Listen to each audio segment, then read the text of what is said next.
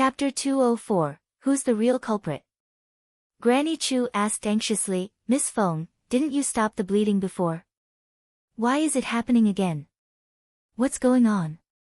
Feng Wu stared back at Granny Chu. That's my question for you.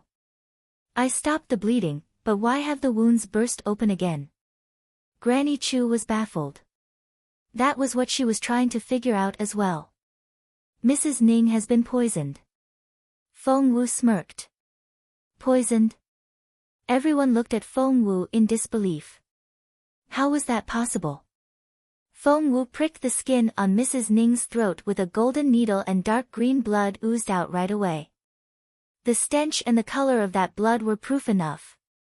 Feng Sun jumped to his feet and yelled at Granny Chu, Granny Chu, is that how you lot take care of my aunt? She was poisoned under your watch. A murderous look filled Feng Sun's eyes and he looked terrifying. Scared out of their wits, Granny Chu and the others prostrated themselves on the ground. Granny Chu cried out, how can her ladyship be poisoned? Her blood was normal when Miss Feng delivered the babies. Feng Wu nodded. She's right. Mrs. Ning's blood was normal during labor, or the two babies would have been poisoned as well. The fact that they're fine indicates that Mrs. Ning was poisoned after the birth. Now, think carefully. Who's been in contact with Mrs. Ning during this period? Feng Wu drew out the foul blood from Mrs. Ning as she spoke. The dark green blood filled an entire bowl. Examining Mrs. Ning, who was barely breathing, Feng Wu shook her head. This won't do. Mrs. Ning already lost a lot of blood during childbirth, and after this, she has too little blood left. She'll die if we don't do something about it. What should we do, then? Feng Sun's forehead was covered with sweat.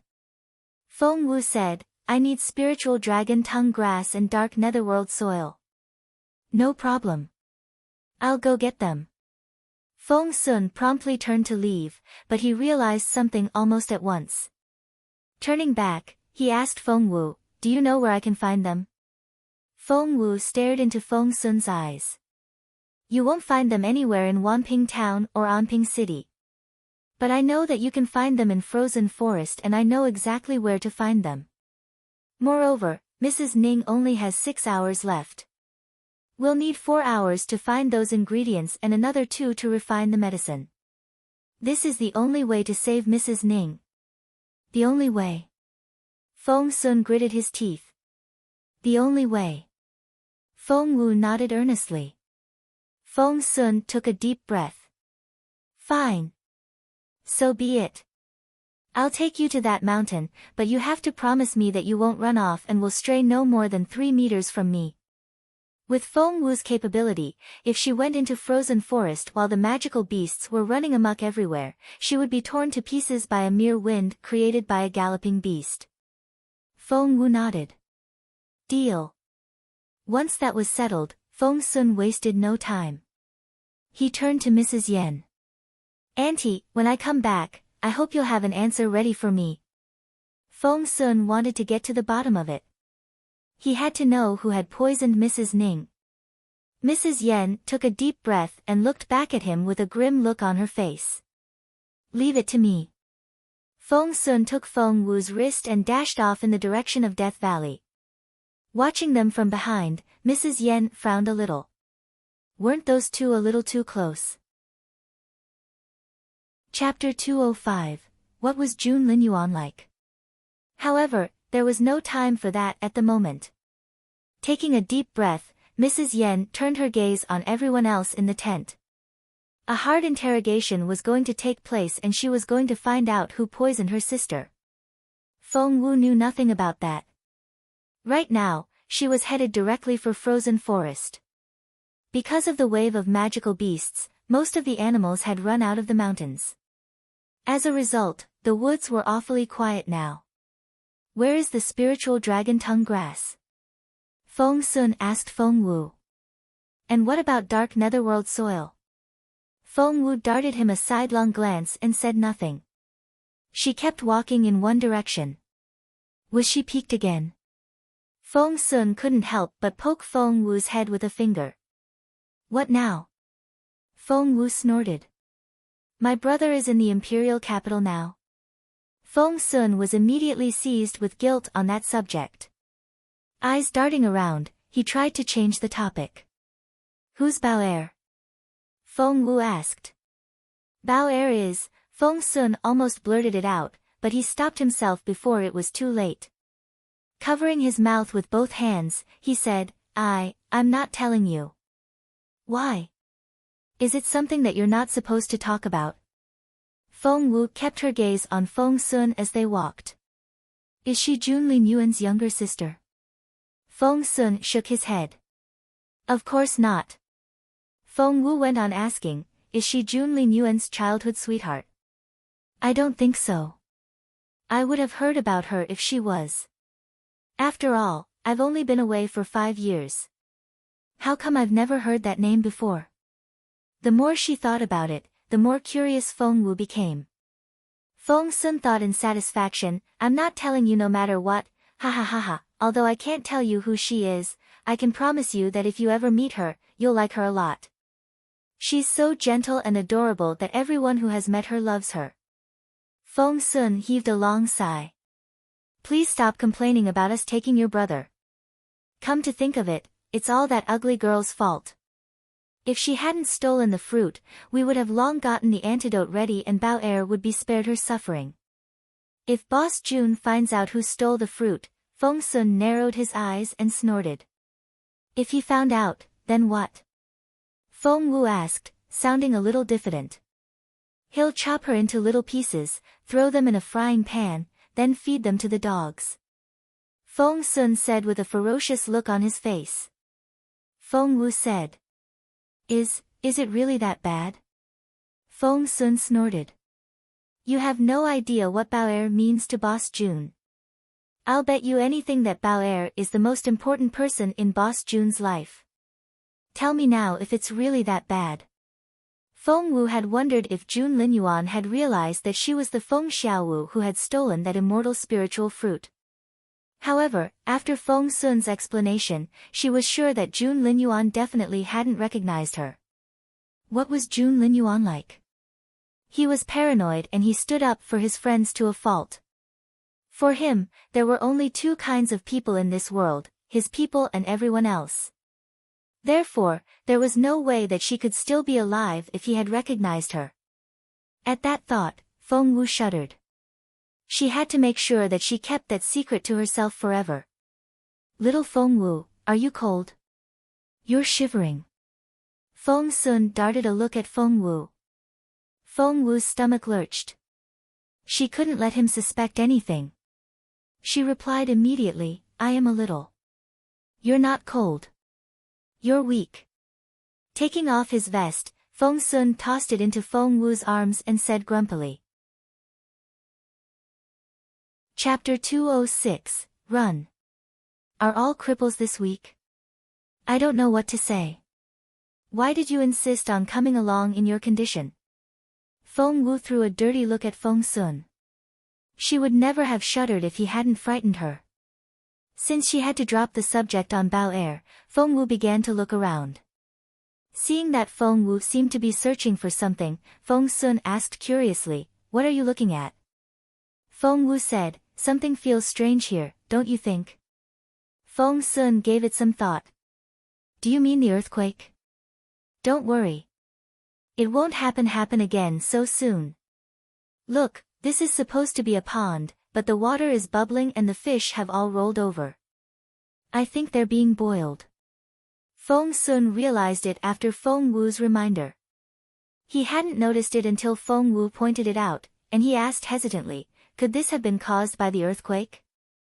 An earthquake can cause landslides and bring houses down, but have you ever heard of anything that heats up rivers and boil all the fish in it? Feng Sun steered a dead fish toward them with a twig and tried to pick it up with his hand. Ouch! That's hot. He had almost burnt his hand. Looking closely, Feng Sun saw that he was indeed holding a multi-finned fish that had been thoroughly cooked. How did this happen?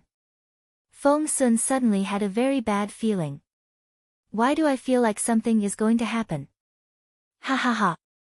It's the volcano. It's erupting. Inside the ring, little Phoenix flew around in circles in great excitement. I need the first abnormal flame out of that volcano. The first one. Feng Wu rubbed her forehead. Quiet. The proud little Phoenix drew its neck back in at Feng Wu's intimidating voice. I need that first flame. I'll be able to get out of this ring after I consume it and help you in combat. I'm very good at it. Feng Wu rubbed her forehead again. Of course she knew that the bird was awesome, or her master would never have raised it as her future mount. Just then, an ear-splitting sound came from somewhere ahead of them. Feng Wu and Feng Sun looked up involuntarily. Right ahead of them was a tall cliff, which they had planned to climb. For according to Feng Wu, that was where the spiritual dragon tongue grass grew. However, both of them blanched at that rumbling sound. What was that? They asked in unison. The boiled fish had already put them on guard. That loud rumbling sound baffled them completely. All of a sudden, Feng Wu came back to herself and she ran to the left, dragging Feng Sun with her. They were standing there facing the cliff, and Feng Wu's first reaction was to run in a straight line away from the cliff. Feng Sun hadn't realized what was going on. What? Run! Feng Wu bellowed, sounding more anxious than ever. Feng Sun followed her command immediately, and following Feng Wu, he ran at top speed. They were a few thousand meters away from the cliff when crumbled countless huge rocks and dust came crashing down from the cliff like an avalanche. Under their feet, the ground swayed from side to side. Chapter 207, But It's Too Late. Broken rocks crashed down the cliff continuously. And they kept pushing forward once they hit the ground below. The momentum was so overwhelming. It's a landslide. Up on a big rock a short distance away, Feng Sun frowned. Why is there a landslide all of a sudden? There was no earthquake. It must be something big. Feng Wu pointed at two creatures engaged in a fight in the distance and shook her head with a wry smile. That's a demonic blood dragon over there. And if my eyes haven't failed me, the other one is a Glory King tiger. Feng Sun nodded. If they keep on fighting like this, all of Frozen Forest will be turned upside down. And, if they fly into the cities, the consequences will be unimaginable. Just then, there was a great rumble. A ferocious tiger the size of a two-story villa rolled all the way down from where the landslide had started. Glory King tiger. Feng Wu's stomach lurched. The gigantic tiger stumbled down the slope and fell headfirst into a pile of loose soil, buried to the waist. Feng Sun was exhilarated. The Glory King tiger is at the top of the food chain in Frozen Forest. Is it dead? Feng Wu grabbed Feng Sun by the wrist. Run! Feng Sun said in a hurry, the body of the Glory King tiger is very useful. Its bones, tendons, blood, hide, every part of it is a treasure. Feng Wu nodded while urging him, I know how valuable they are. I'm a medicine refiner and I know better than you do, okay? But that tiger was killed by that dragon and you can bet your ass that the dragon is going to come after it. Do you seriously think that we two weaklings can rob a demonic blood dragon of its prize? Just run. But it was too late. At that moment, an enormous shadow covered the sky above their heads. Feng Wu looked up involuntarily. The demonic blood dragon had spread out its wings, which were wide enough to cover mountains. Everywhere she looked, the light was drowned out by the shadow of those wings. Face twisted, the demonic blood dragon scanned the area with its merciless, vicious eyes. Feng Wu had goosebumps all over. It hurt a lot. Although its eyes were on the Glory King tiger a short distance away, Feng Wu still felt a numbing pain in her chest, as if a great hand had taken hold of her heart and was squeezing it hard. Her head throbbed, her vision was blurry, and her knees buckled. Something then rushed up her throat and she spat out a mouthful of blood. What a terrifying demonic blood dragon. One could be injured internally just by being in its vicinity. Feng Wu tried to run, but she realized that she was rendered immobile by the dragon's formidable power. Her feet seemed to be stuck to the ground. She wasn't the only one. Feng Sun was as helpless as she was. Feng Sun looked frustrated and chastened as he said in a low voice, "Great wealth always comes with enemies. It's all my fault. I shouldn't have been this greedy." Looking at the mountain under the shadow of the dragon's wings, Feng Wu gave Feng Sun a wry smile. "No, we couldn't have escaped in time even if we tried." Feng Sun was going to reply when Feng Wu warned him, "Close your eyes and don't meet the dragon's gaze. Otherwise, it'll think that we're challenging it. Do that and we'll be dead sooner than you can blink." The only thing they could do now was close their eyes and act obedient. Feng Wu sighed in resignation inwardly. She had come here to search for spiritual dragon tongue grass and dark netherworld soil to save Mrs. Ning, as well as to get that first abnormal flame of an erupting volcano for Little Phoenix. Chapter 208, Are We Going to Die for Real? However, she would be very lucky to even walk away alive now. Luckily, Demonic Blood Dragon didn't see Feng Wu and Feng Sun as its match. Perhaps in its eyes, the two human beings were nothing more than a couple of ants. All of a sudden, up in the air. Demonic Blood Dragon turned its sharp gaze on Glory King Tiger. The dragon's enormous body flew across the sky like a meteorite and charged down at the ground. Closer. Closer. Feng Wu felt a gust of wind blowing against her face. It was as if little sharp blades were slicing her cheeks, and the pain brought tears to her eyes. When she opened her eyes, she saw Demonic Blood Dragon's gigantic claws smashed down at the tiger's head. Isn't the tiger dead already? Does that Demonic Blood Dragon have a thing about abusing a corpse? That dead body is so valuable. Feng Sun said in vexation. Maybe that Glory King Tiger is faking it. If I were that dragon, I'd keep attacking as well, until I was sure that my enemy is dead, said Feng Wu matter-of-factly. Feng Wu had barely finished her sentence when that Glory King Tiger, which had stopped breathing, clenched its paws. Boom!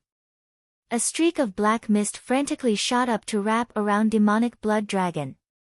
The dragon looked frightened. For as soon as that black fog surrounded it, it felt its spiritual essence being sucked out of its body at a tremendous speed. Instantly, a third of its strength was gone. Horrified, the dragon didn't dare linger. It promptly tried to fly higher. However, the tiger looked up at that moment and stared at the dragon with a cold, malicious look in its eyes. In the tiger's front paw was a black belt, which it had hooked onto Demonic Blood Dragon. No matter how hard the dragon struggled, it couldn't break free. Hindered by that black belt, spiritual essence kept getting sucked out of Demonic Blood Dragon. Everyone could sense the dragon's fright and fury. Feng Wu and Feng Sun watched this with their mouths open. Feng Sun said. So, the tiger was faking it. Feng Wu nodded. Will things turn around? That tiger is going to kill that dragon, isn't it? Feng Sun asked involuntarily. Feng Wu said quietly, No. What? That tiger is like a spent arrow, what it's doing is squeezing out the last bit of its berserk power. It won't last much longer, Feng Wu sighed. So, the dragon is going to win, after all? Feng Sun asked. Feng Wu nodded. A notion struck Feng Sun at that moment and he smacked his own forehead. What's wrong with me? Why am I consulting you about such a difficult problem? You're a little good for nothing. What do you know? Feng Wu didn't know what to say. Just then, they saw the black belt in Glory King Tiger's paw grow thinner until it dissipated completely.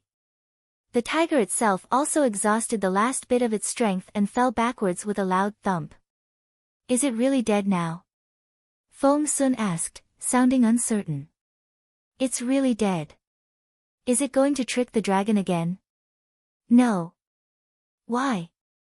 Feng Wu said, because before, it only buried its head in the soil and exposed its back. But now, it has fallen back and is lying on its back. I see. Feng Sun saw the light suddenly. It's the same with the azure-eyed cat I keep at home. It'll show you its belly when it feels safe around you, for the belly is the softest part of a magical beast's body, as well as its weakest point. Chapter 209, But I Don't Want to Die. Feng Wu nodded. Wait, why am I asking you again? And why are you so lucky? You guessed right both times. Feng Sun scratched his head, looking baffled. Feng Wu didn't know what to say. Seeing the dragon's ears twitch a little, Feng Wu gestured at Feng Sun to stop talking, or they might draw the dragon's attention. Although they were thousands of meters away from the dragon, they still weren't far enough to be safe. Staring at the dead body of Glory King Tiger, a strange smile emerged on the dragon's hideous face. It then raised its claws, which were covered in scales, and smashed down. Boom! There was a loud thump. Blood splashed out of the tiger's head. Boom! Boom! Boom! The claws kept smashing down and the ground shook violently at the impact. Once dead, the tiger had lost all its defenses, and before long, its head was smashed into a bloody pulp. It was such a gory, blood-curdling sight. Feng Wu closed her eyes and took a deep breath. Feng Sun whispered in Feng Wu's ear again. Do you think the dragon has noticed us? We're just like two ants to it, right? It won't even bother to trample us, don't you think? Feng Wu wanted to keep telling herself that lie as well, but she could unmistakably sense the dragon snapping its head around and shifting its murderous gaze to her. Despite being thousands of meters away, the malice in those eyes still felt like a dagger jabbing into Feng Wu's forehead. Oh God! Feng Wu sensed fear at her own imminent death. Feng Sun's knees buckled and he gave her a wry smile. We're spotted and it's coming our way. It's 3,000 meters from us now. 2,000 meters. 1,000 meters, holy shit. They had seen with their own eyes what that dragon had done to that tiger.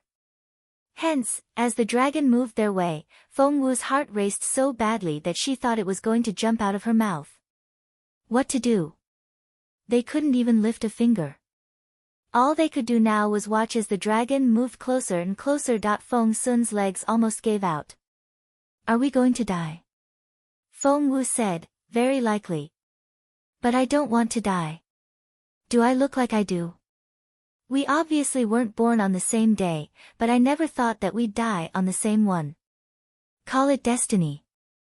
That's such a crappy destiny, Feng Wu said to Feng Sun, keeping her gaze on the dragon. That was a hard blow to Feng Sun. Am I that undesirable? I'm a young lord, for Christ's sake. Wait, don't tell me that you're still thinking about Boss Jun. Feng Wu, wake up already. Feng Wu rolled her eyes. Since we're going to die, can you at least tell me who Bao Er is? Feng Sun stared at Feng Wu, on the alert. You keep asking about Bao Er. Why do you want to know? I'm curious. I don't buy it. Feng Wu glared at Feng Sun. Fine, fine. I guess it's too cruel to let you die without knowing. Since you want to know so badly, I'll tell you. Bao Er is. Just then, the dragon pounced at Feng Wu.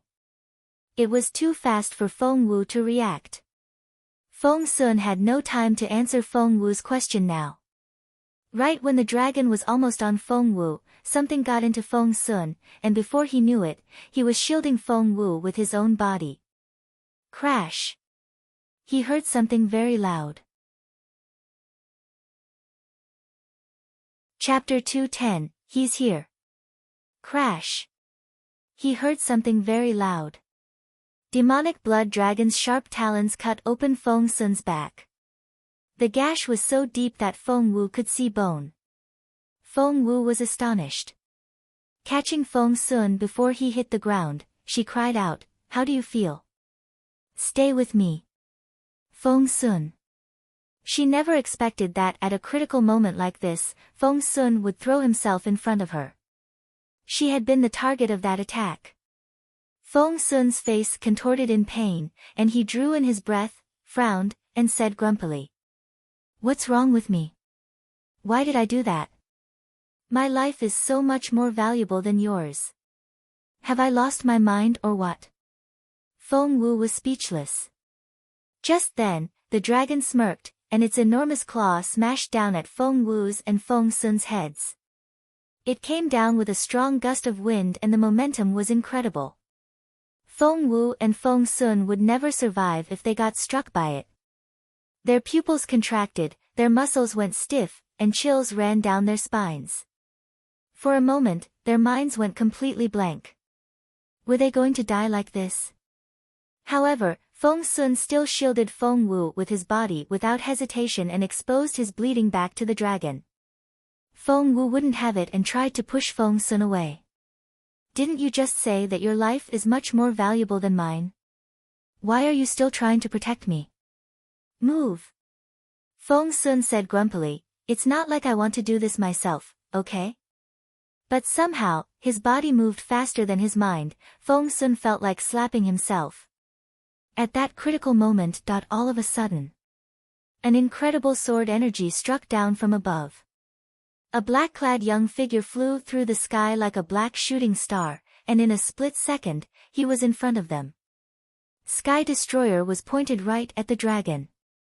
Whoosh! The skin on the back of demonic blood dragon burst open and blood splashed everywhere. Roar! The dragon, who had thought that it was going to be the king of the forest after killing the tiger, twitched violently at the pain. It raised its head and howled at the sky. Rumble!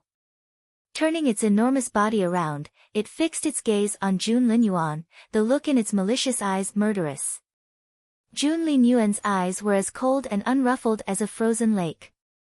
Their eyes met, and both made the decision to kill the other. Both tried to overpower the other with their imposing aura. Feng Wu's stomach lurched. Demonic blood dragon was unbelievably strong. Although more than half of its spiritual essence was gone, as someone who could kill the king of frozen forest, the dragon was still a very tough enemy. Jun Linyuan, biting her lower lip, Feng Wu was worried. Feng Sun, on the other hand, had high hopes for Jun Linyuan. Excited, he pulled Feng Wu to her feet and shouted, "Ha ha ha, Boss Jun is here. I knew I wouldn't die like this. I'm too valuable to die just yet." Seeing the fighting teenager and dragon up in the air, Feng Wu looked worried. Can Jun Linyuan defeat the dragon? Feng Sun darted a glance at Feng Wu, finding her question ridiculous. You've asked the wrong question.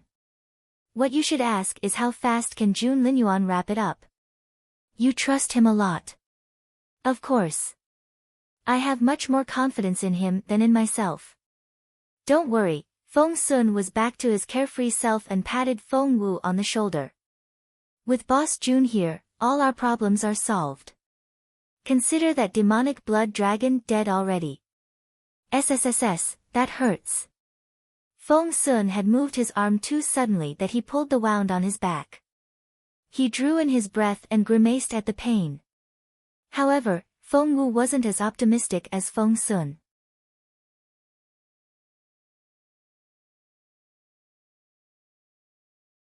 Chapter 212, To Feng Sun's Bewilderment.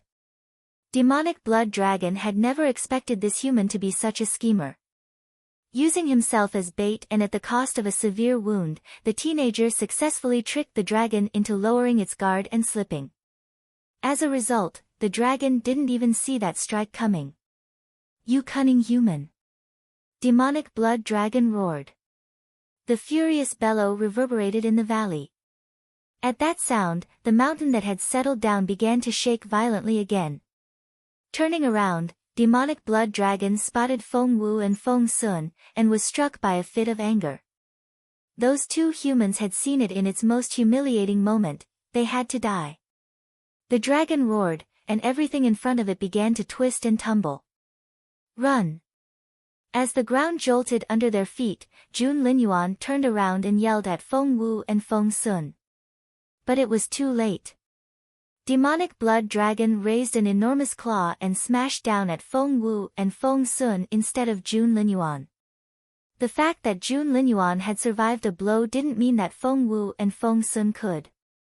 Hence, Feng Wu's eyes were wide open as she stared at the roaring demonic blood dragon, which shot out its purple scales with an explosion of energy.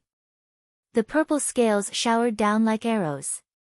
The entire space between heaven and earth seemed to be filled with those scales. At that critical moment. Thud. Thud. Feng Wu saw Jun Linyuan create a black cyclone which swept away most of the scales. However, he wasn't able to get rid of every single one of them. One scale would kill them instantly if they got hit. Run!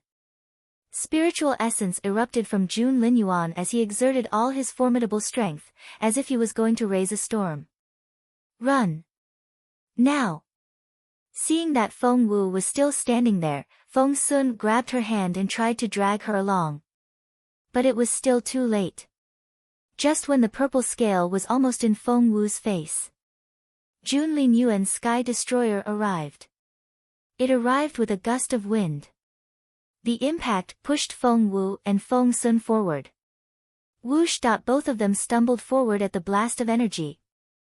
Seeing that she was going to hit a giant rock head first, Feng Wu managed to twist around in mid-air with much difficulty, and she landed on her back a few meters further than where she was supposed to.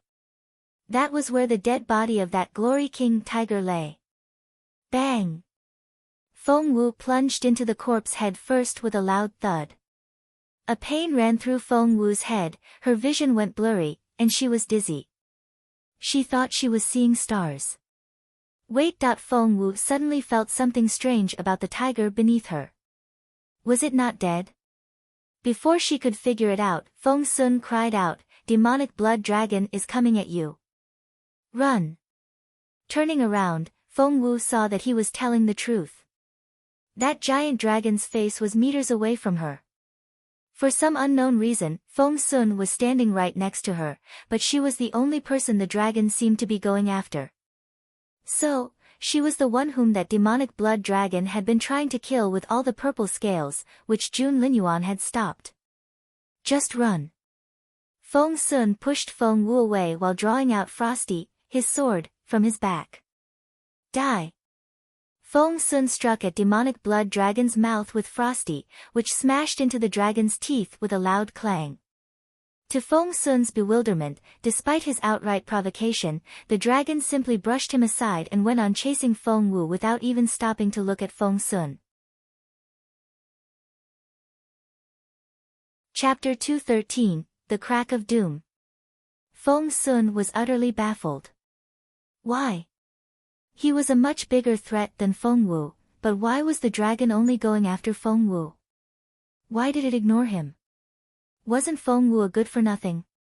Feng Sun couldn't for the life of him figure it out. Feng Wu ran as fast as she could, sparing no effort. Cold sweat soaked her clothes, her heart was racing, and she was running out of spiritual essence.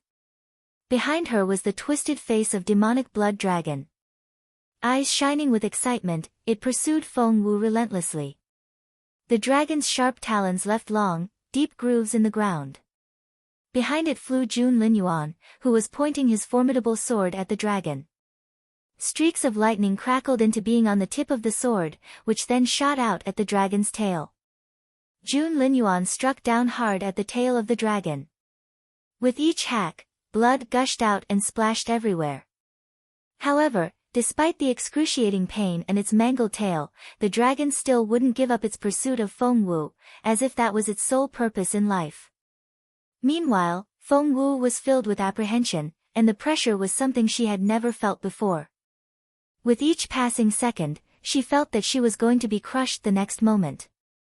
If it wasn't for her extraordinarily tough mind, she would have collapsed under the pressure already.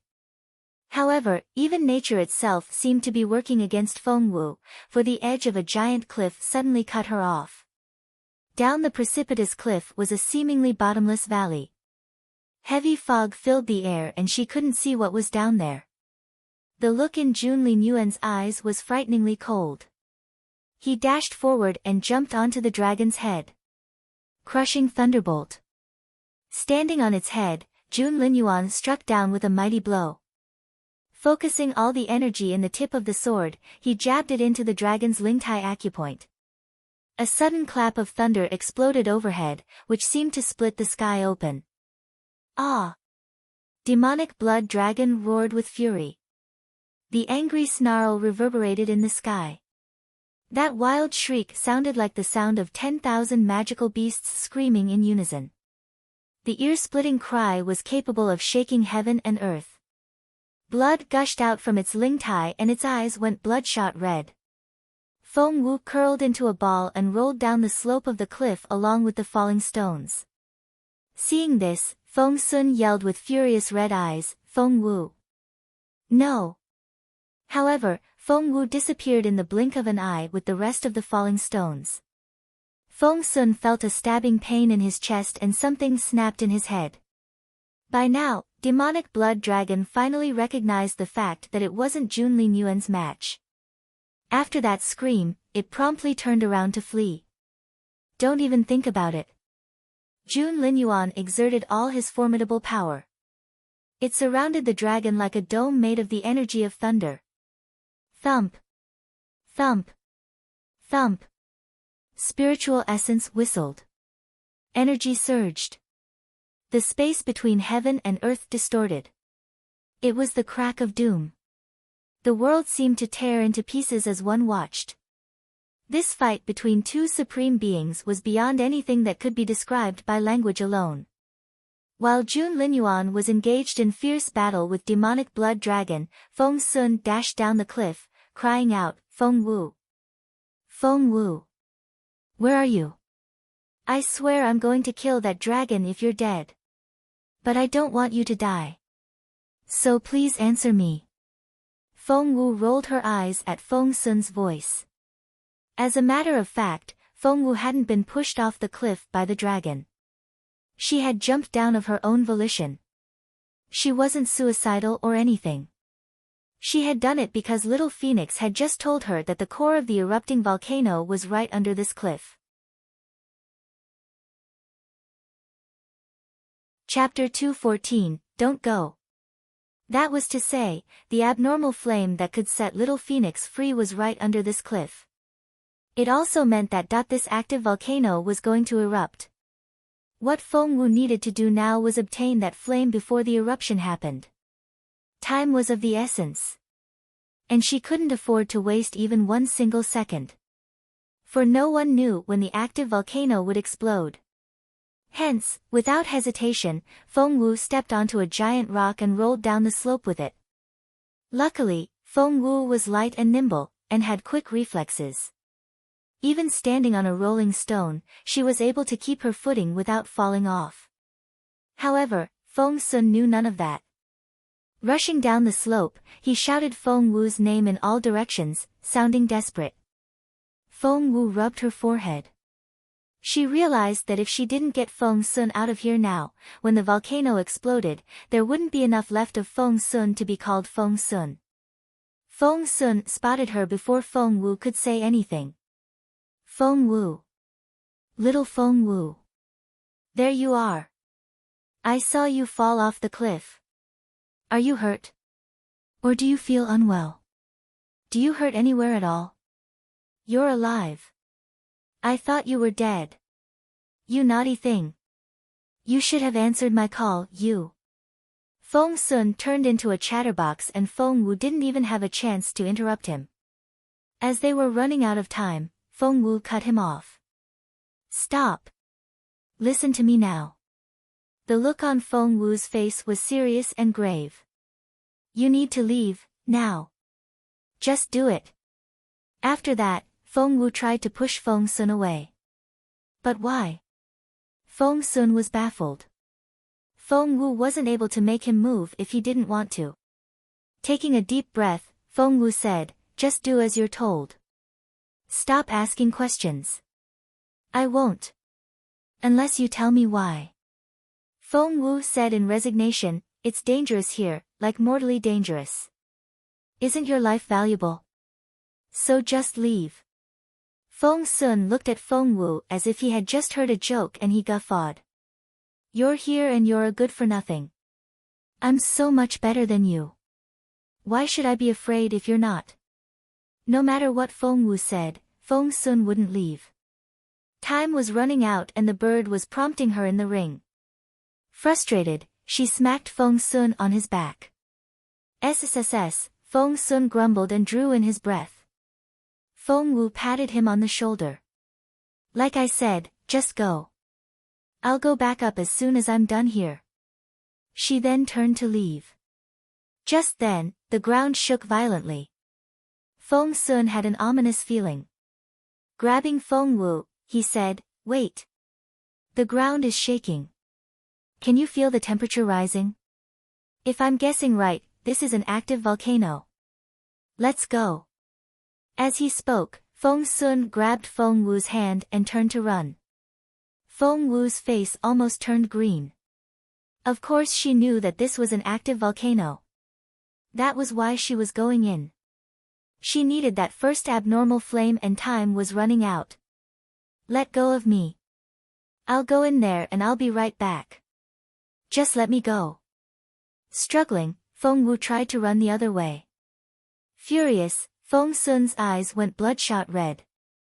There's nothing but magma and fire in there. The volcano is going to erupt and you'll be killed. You need to come with me right now. Feng Wu was equally furious. Chapter 215, Now or Never. The magma and fire in there is exactly why I need to go in. Let go. Feng Sun picked Feng Wu up with both hands and lifted her off the ground. Feng Wu kicked and scratched, struggling to get away. Feng Sun's face went livid. You silly girl. I know what this is all about. You're upset because Boss June didn't save you, and let you fall off that cliff. But killing yourself over such a petty thing? Seriously? Feng Wu blushed at those words. Just put me down. No. He doesn't like you, so what? Big deal. Fine, Boss June doesn't like you. I will. Stop acting like a baby. Come with me. Feng Wu almost had a stroke. How did it have anything to do with June Linyuan? Looking at the smoke rising from the ground, Feng Wu was on edge. Just let me go in there.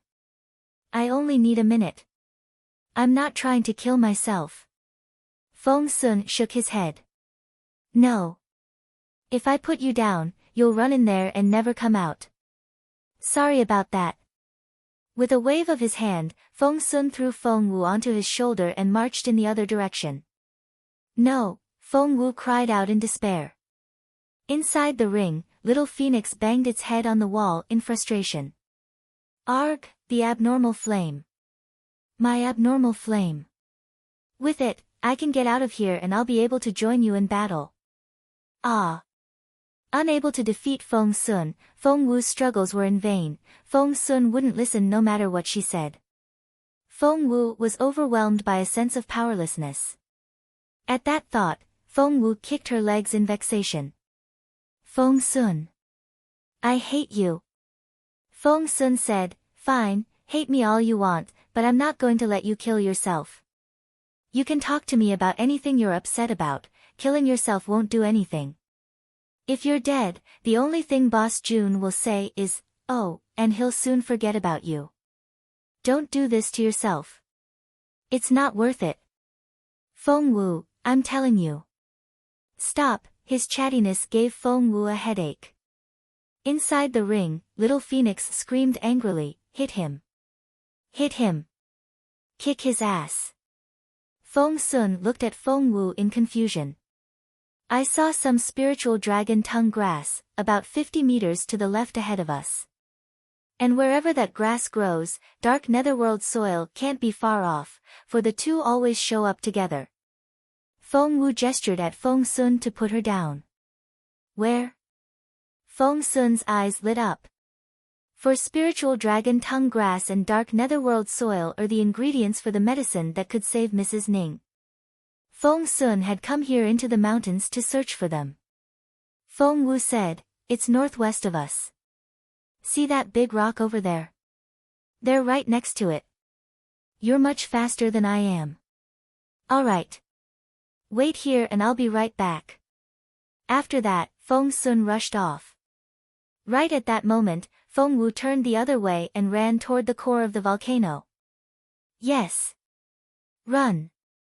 Quickly, little Phoenix flew around in circles inside the ring with its talons all curled up. It was so anxious. Run, run, run. Feng Wu knew that she was running out of time. It was like racing against life itself. She had to have that first abnormal flame, for it was exactly what little Phoenix had said. With the flame, the bird would be able to come out of the ring, which would be such a great help to Feng Wu. It was now or never. Chapter 216, Eruption. Feng Wu wasn't lying.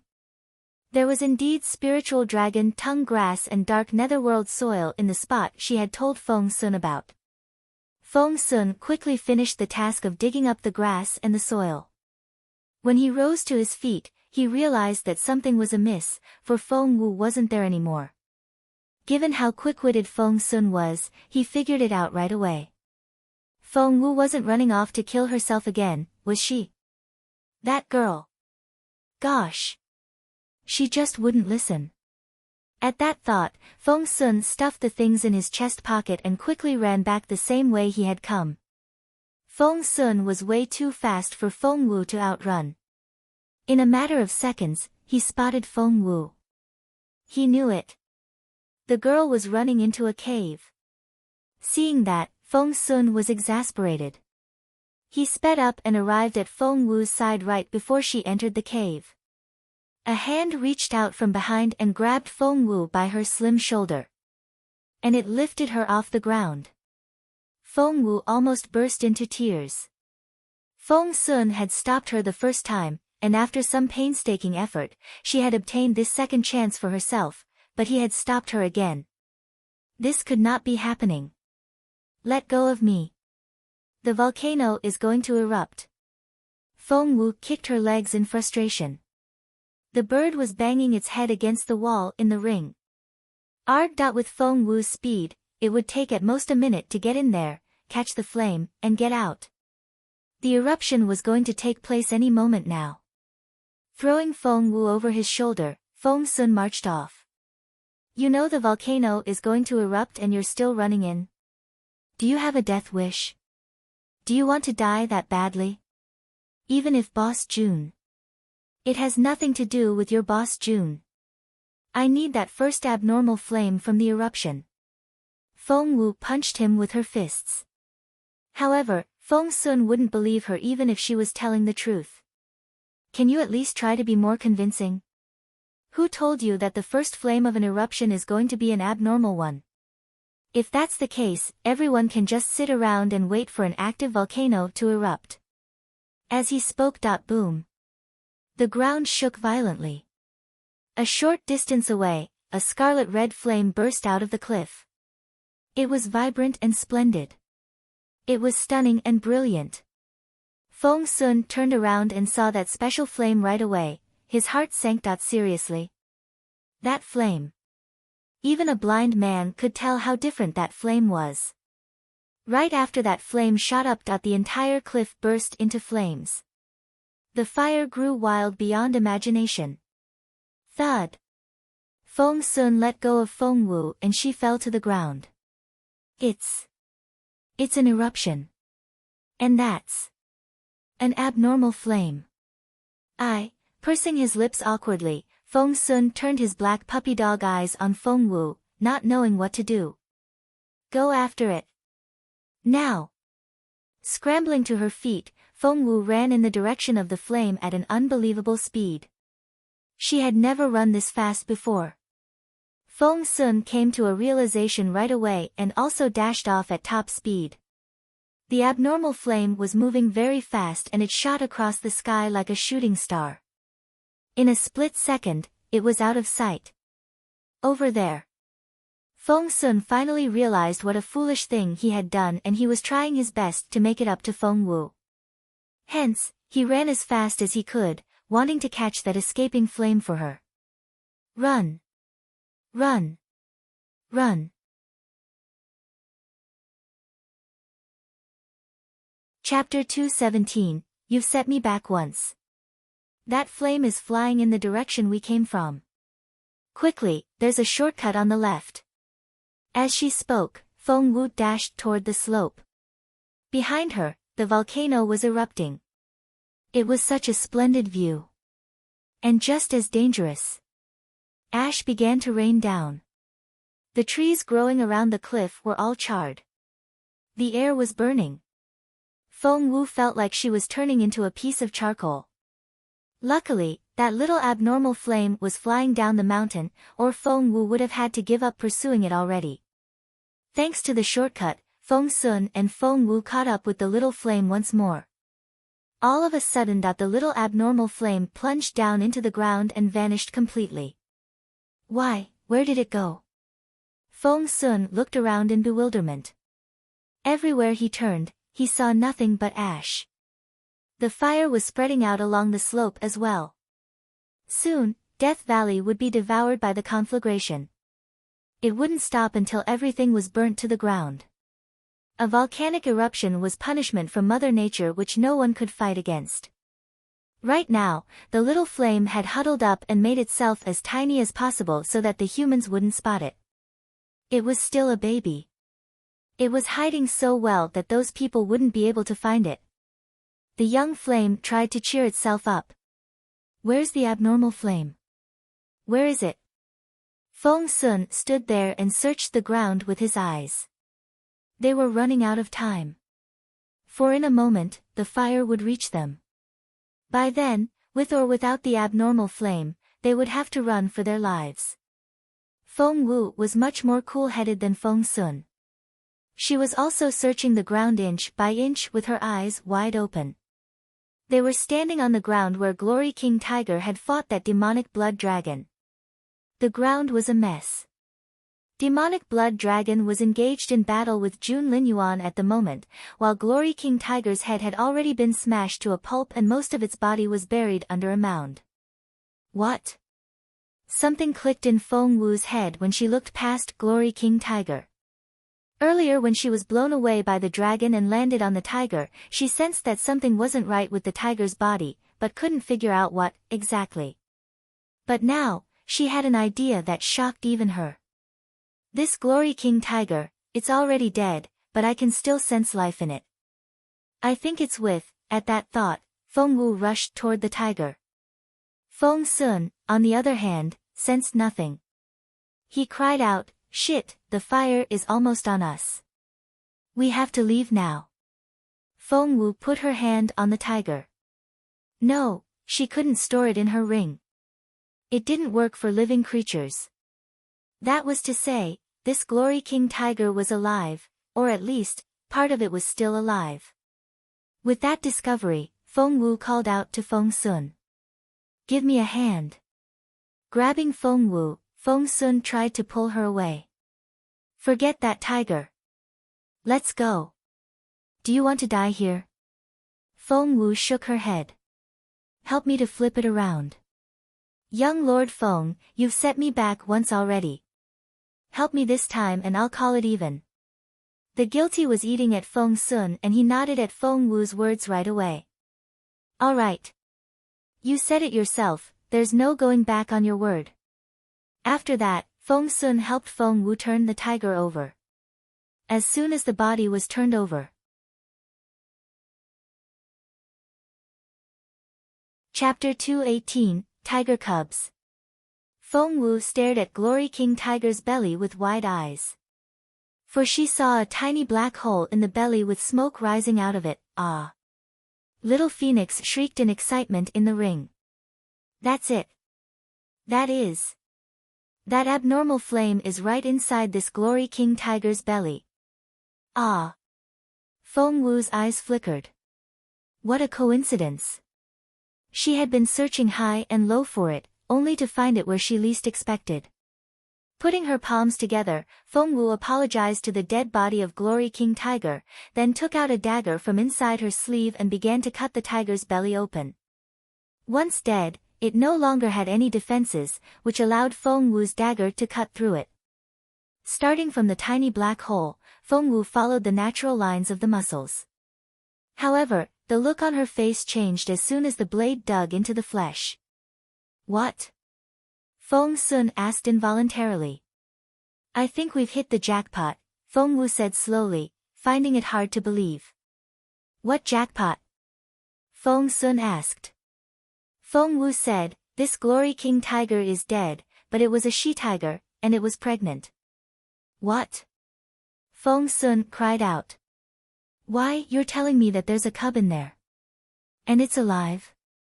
Feng Wu nodded. I can sense the cub's vitality. That's so strange. How can the cub be alive after the abnormal flame got in? Feng Sun was just as amazed. That explains it. As the king of frozen forest, Glory King Tiger shouldn't have been defeated by demonic blood dragon. It was weakened by the pregnancy. Well, Xiao Wu, you need to hurry up. The fire is less than 1,000 meters from us. Feng Wu nodded as she carefully dissected the tiger. I know. This won't take long. Because the tiger was dead, Feng Wu didn't have to care about how neat the operation was. She made a very big cut in the belly. She then took out a little tiger cub. Everything about the cub was so little, its head, body, and all 4 limbs. Its eyes were still closed and its face was all puckered up, but it had already begun to sniff around for food. The cub was covered in white fur with a tiny one on its forehead. The future king of the forest was supposed to be grand and stately, but at this stage, it was nothing but adorable. Feng Sun's heart melted as soon as his eyes landed on the little thing. It keeps licking my palm. What should I do? What can I feed it? Feng Wu was going to reply when her heart lurched. Wait. What's wrong? Feng Sun asked. Feng Wu didn't reply. She went back to search around inside the tiger's belly, and before long, she took out a second cub. This one was white from head to toe and looked almost identical to the first one, only that the on its forehead wasn't quite finished and was more like a now. Feng Wu felt rather sorry for the cubs. They were taken out before they reached full term. The smaller one here didn't even have enough time to finish growing that. I think it'll remain weak for a while.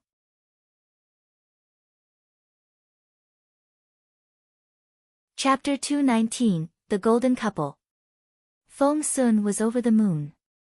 Ha ha ha. These are the cubs of a Glory King Tiger. Little Wu, you know that Glory King Tiger is the king of frozen forest, right? Since there are 2 of them, how about we? Let me have a look.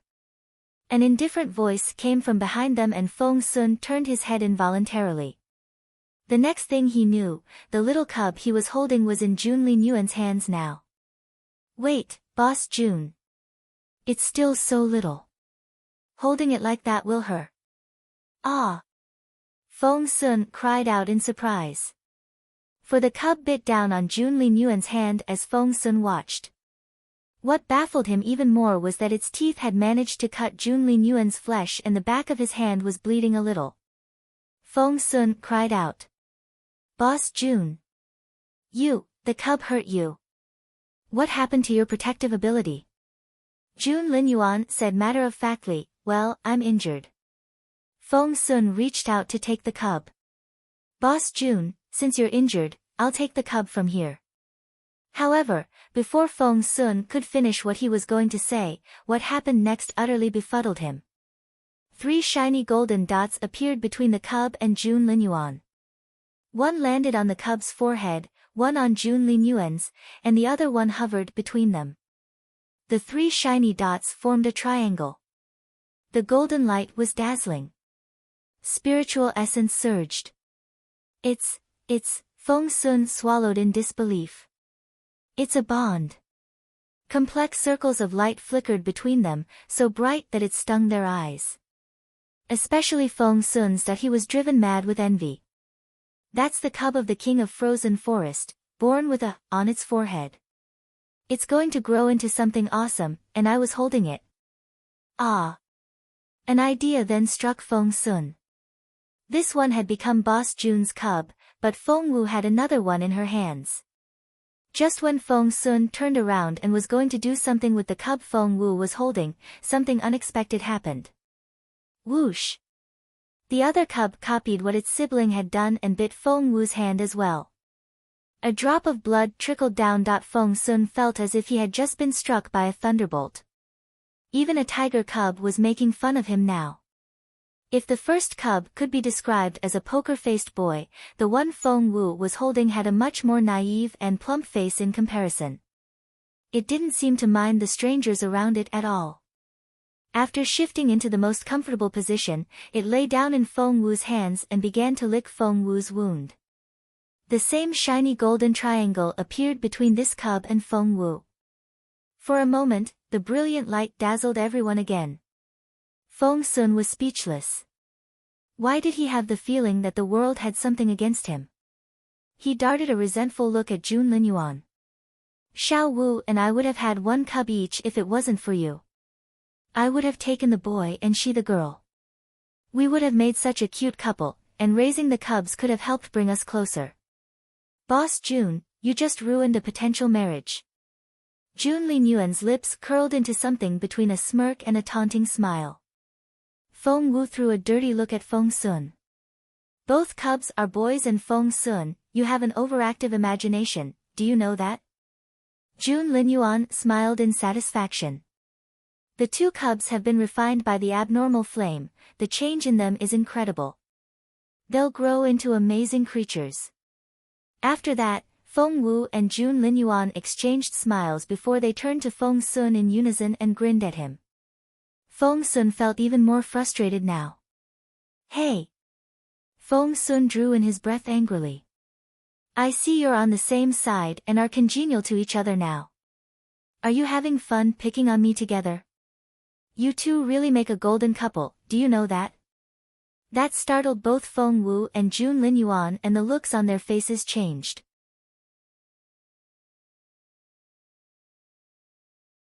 Chapter 220, I swear, I really don't like Jun Linyuan. Both Feng Wu and Jun Linyuan looked stunned. We're not a golden couple. Feng Wu and Jun Linyuan said in unison as they glared at Feng Sun. Feng Sun scratched his head. Anger flickered in Jun Linyuan's gloomy eyes. He looked quite intimidating once his face darkened. We're leaving. The look in Jun Linyuan's black eyes was grim and dangerous. All right, Feng Sun rubbed his nose, still at a loss. With Boss Jun's capability, the cub should never have been able to make him bleed. Feng Sun was utterly baffled. When Feng Sun and Feng Wu turned to leave, Jun Linyuan didn't move. Boss Jun. Feng Sun was bewildered. Aren't you leaving? Jun Linyuan's dark eyes reminded one of an eagle as he said indifferently, if I'm gone, who's going to put out the fire? Feng Sun was going to say something, but Jun Linyuan stopped him with an elegant shake of his head. Jun Linyuan's black robe could conceal many things, but Feng Wu still detected the smell of blood when she walked past him. It wasn't the dragon's blood, but his own. He had to be wounded. At that thought, Feng Wu looked at Jun Linyuan and hesitated. Do you need your wounds treated? Feng Wu asked despite herself. Honestly, she only said it out of gratitude, for Jun Linyuan had saved her back there and she didn't want to owe him anything. Hence, she offered her help. However, Jun Linyuan turned his sharp gaze on Feng Wu and gave her a long, knowing look. All of a sudden, his thin lips curled into a half-smile as he asked, do you care for me that much? Feng Wu was immediately disconcerted. Worried about him? Don't flatter yourself. Where did he get that conclusion from? She was just trying to return the favor. Did he even know what that meant? Because of her vexation, Feng Wu's cheeks turned pink, which only added to her stunning beauty. She looked even more delicate and charming this way. Feng Wu took a deep breath. I'm only a chew. The air was filled with ash and Feng Wu inhaled some as she breathed in. She began to sneeze right away and looked so miserable that Feng Sun couldn't bear to watch anymore. There's no need for an explanation.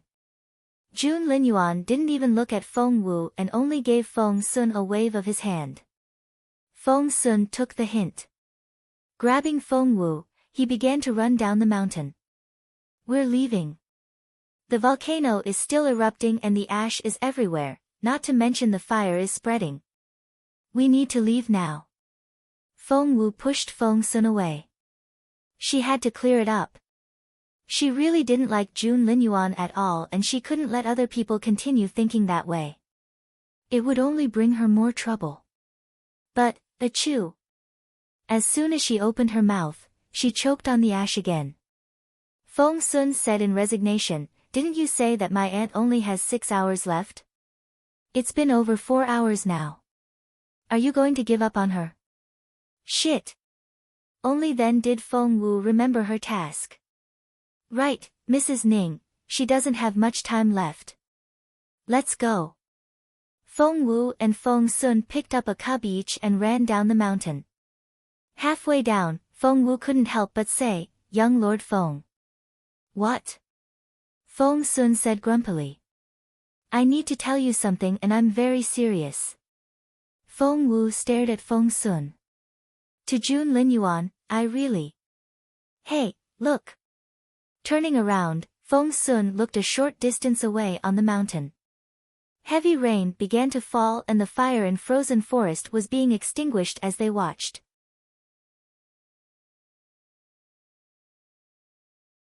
Chapter 221, It's All Your Fault. What were you saying?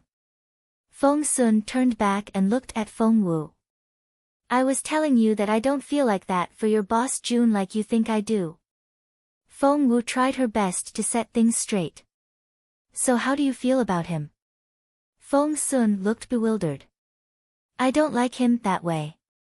Looking into Feng Sun's eyes, Feng Wu stressed each word earnestly. She even raised her right hand. I mean every word. From the bottom of my heart. Feng Sun darted a look at Feng Wu, as if he was looking at an idiot, and resumed walking. Feng Wu was baffled. What kind of reaction was that? Either Feng Sun believed her or he didn't, but why had he walked away from her like that? Feng Wu was so confused. She quickly caught up with Feng Sun and grabbed his arm.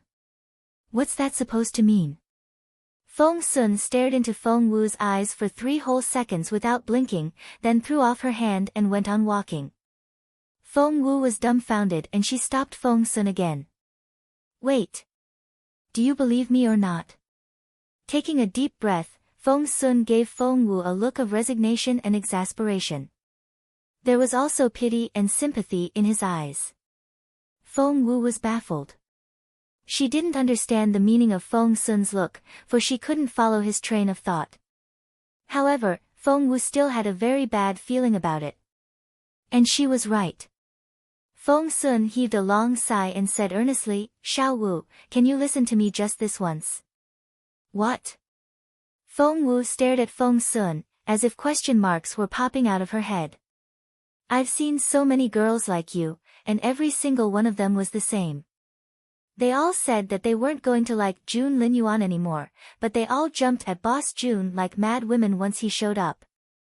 You girls are all the same. Feng Sun gave Feng Wu a sympathetic look. Feng Wu. Patting Feng Wu on her head, Feng Sun said, so, just admit it. There's no point lying to yourself. You have to fight for your own happiness. Don't worry.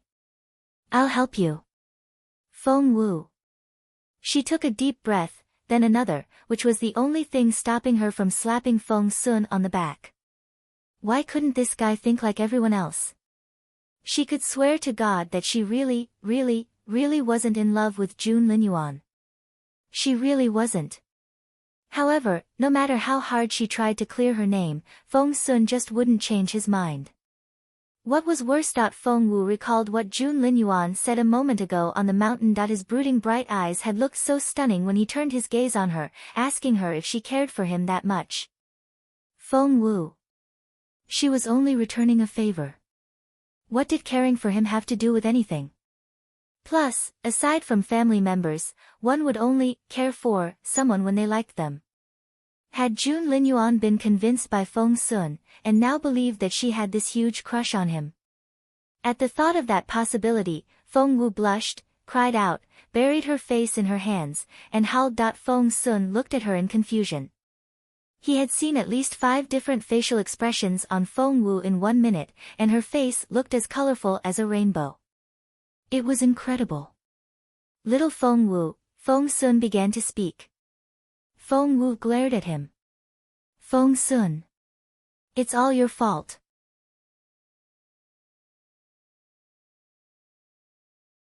Chapter 222, June Linyuan's Duty.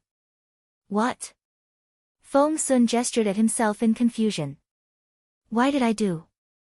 I've done nothing but help you all the time. Little Feng Wu, where is your conscience? Why did you say that? Why did I say that? Because you're telling everyone that I like June Linyuan. So, you were trying to keep it a secret and I made it public knowledge? No. Feng Wu, who had always been able to keep her composure, stomped her foot in vexation. I've told you 1,000,000 times, I'm not in love with June Linyuan. I swear that if I'm not telling the truth, I'll be struck by a thunderbolt. Feng Wu had barely finished the sentence when, watch out. Feng Wu blanched and yanked Feng Wu toward him. The ground where Feng Wu had been standing was charred by the sudden clap of thunder. Feng Wu was speechless. So was Feng Sun. Shaken, they stared at each other, both at a loss over what to say. Both had awkward looks on their faces. All of a sudden, ha ha ha ha ha, Feng Sun guffawed. He laughed so hard that he was practically rolling around on the ground. This is hilarious, ha ha ha ha. Little Feng Wu, you were so lying your ass off. Ha ha ha ha. Feng Wu took a deep breath, then another, but it wasn't enough to fight back her exasperation. What an unfortunate coincidence. The thunderbolt struck as soon as she said the words. It was as if someone was doing it on purpose. She looked up at the sky. Dark clouds had gathered in the once bright blue sky, so thick that it seemed like they were going to crush them. A heavy downpour started, and peering through the rain, one could make out that figure dressed in black in the distant sky. It was June Linyuan. With his power alone, he had mobilized all the water there was to extinguish the volcano's violent eruption. To Feng Wu, the crown prince had always been this nonchalant, heartless, resolute, and cruel character who was almost bloodthirsty. She never expected that in order to stop the fire from spreading and damaging the farmland at the foot of the mountain, he was still doing all he could to summon the rain despite his injury. Feng Wu had never seen June Linyuan like this, fulfilling his duty diligently. In Feng Wu's mind, June Linyuan was the type that didn't give a damn about cleaning up after himself. This had changed her opinion of him, Feng Wu thought to herself. Feng Sun had no idea what was going on in Feng Wu's head and he kept on laughing. Stop denying it already. You're staring at him and your eyes are practically glued to the guy. At least try harder if you want to convince me. Feng Wu was speechless. Feng Sun was convinced that she was in love with June Linyuan no matter what she said, and Feng Wu decided to give up trying. She would give herself a heart attack if she didn't stop here. However, she would have to talk to June Linyuan and explain it to him later. Once she had made up her mind, Feng Wu put it aside for the time being. The most important thing now was to treat Mrs. Ning. Outside the gate of Wanping Town, Granny Chu was waiting anxiously. She couldn't help but walk around in circles. Why are they still not back? It's been almost 6 hours. Where are they? Did something happen to them up there?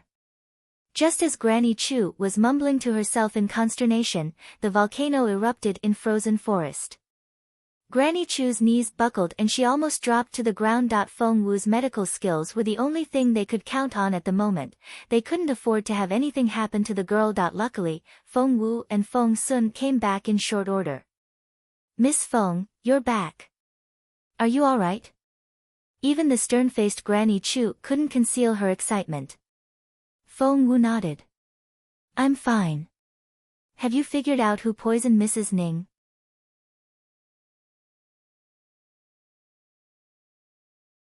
Chapter 223, Have we met before? Have you figured out who poisoned Mrs. Ning? Feng Wu asked. Granny Chu looked troubled. They still hadn't found out yet. Feng Wu smiled. I didn't tell you this before, but Mrs. Ning is suffering from a slow poison that was only set off after childbirth. If I've guessed right, the pale pink tulips in the tent. Granny Chu's eyes lit up. She finally saw the light. Xiaojing brought back those tulips and put them in a vase.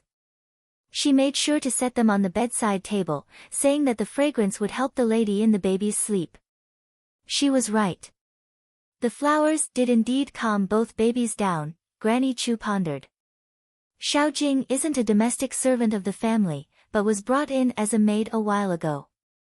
If there's one person that wants the lady in the babies dead, it has to be Madame Chu, our master's concubine. Feng Wu was aware that this was the Ning family's household affair. She only said this much for Feng Sun's sake. Handing both cubs to Feng Sun, Feng Wu was going to enter the tent when she heard someone cry out inside, "No! My lady has fainted! Help!" Feng Wu darted a look at Granny Chu. Granny Chu gritted her teeth. That's Xiaojing. Feng Wu nodded, lifted the curtain, and walked in. Inside, Mrs. Ning lay there with her eyes closed. Her face was ghastly pale and she was barely breathing. She looked half dead already. Mrs. Yen rose to her feet immediately after she saw Feng Wu and turned her pleading gaze on the latter. Only earlier today, Mrs. Yen had been taunting and scoffing at Feng Wu. However, she was now looking at Feng Wu as if she was grasping a final life-saving straw. Miss Feng, can you save her? Please. Mrs. Yen implored. Next to her, Yen bit her lower lip and lowered her head. Feng Wu had no time to reply to Mrs. Yen at the moment. She said to Feng Sun, fetch Qiuling. I need her assistance. Sure. Feng Sun ran out of the tent right away. Because of Feng Wu's heroic deeds, once the tents were set up in Wanping town, the head of the town let Feng Wu's mother move into the most spacious one. Luckily, Feng Wu had come prepared.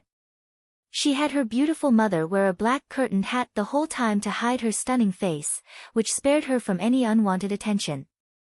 Qiuling and the others were still waiting nervously for news of Feng Wu when Feng Sun rushed into their tent, grabbed Qiuling by her wrist, and said over his shoulder, I'm gonna need her for a minute. After that, he dragged Qiuling away. Qiuling had been staying out of Feng Sun's way this whole time. For back in Yunlai Tower, Feng Wu had played the ugly girl and Qiuling was her ugly maid. Afterwards, her mistress had enjoined repeatedly that under no circumstances could they allow Feng Sun to realize what they had done. Hence, Qiuling had been avoiding Feng Sun since she got here, trying her best not to show her face in front of him. Feng Sun saw that the young maid was cringing away from him like a quail with her eyes lowered. It seemed that she didn't even dare to look him in the eye. Am I that frightening? Feng Sun touched his handsome face involuntarily. He thought he was quite good-looking. Qiuling still kept her silence with her head bowed. Have we met before?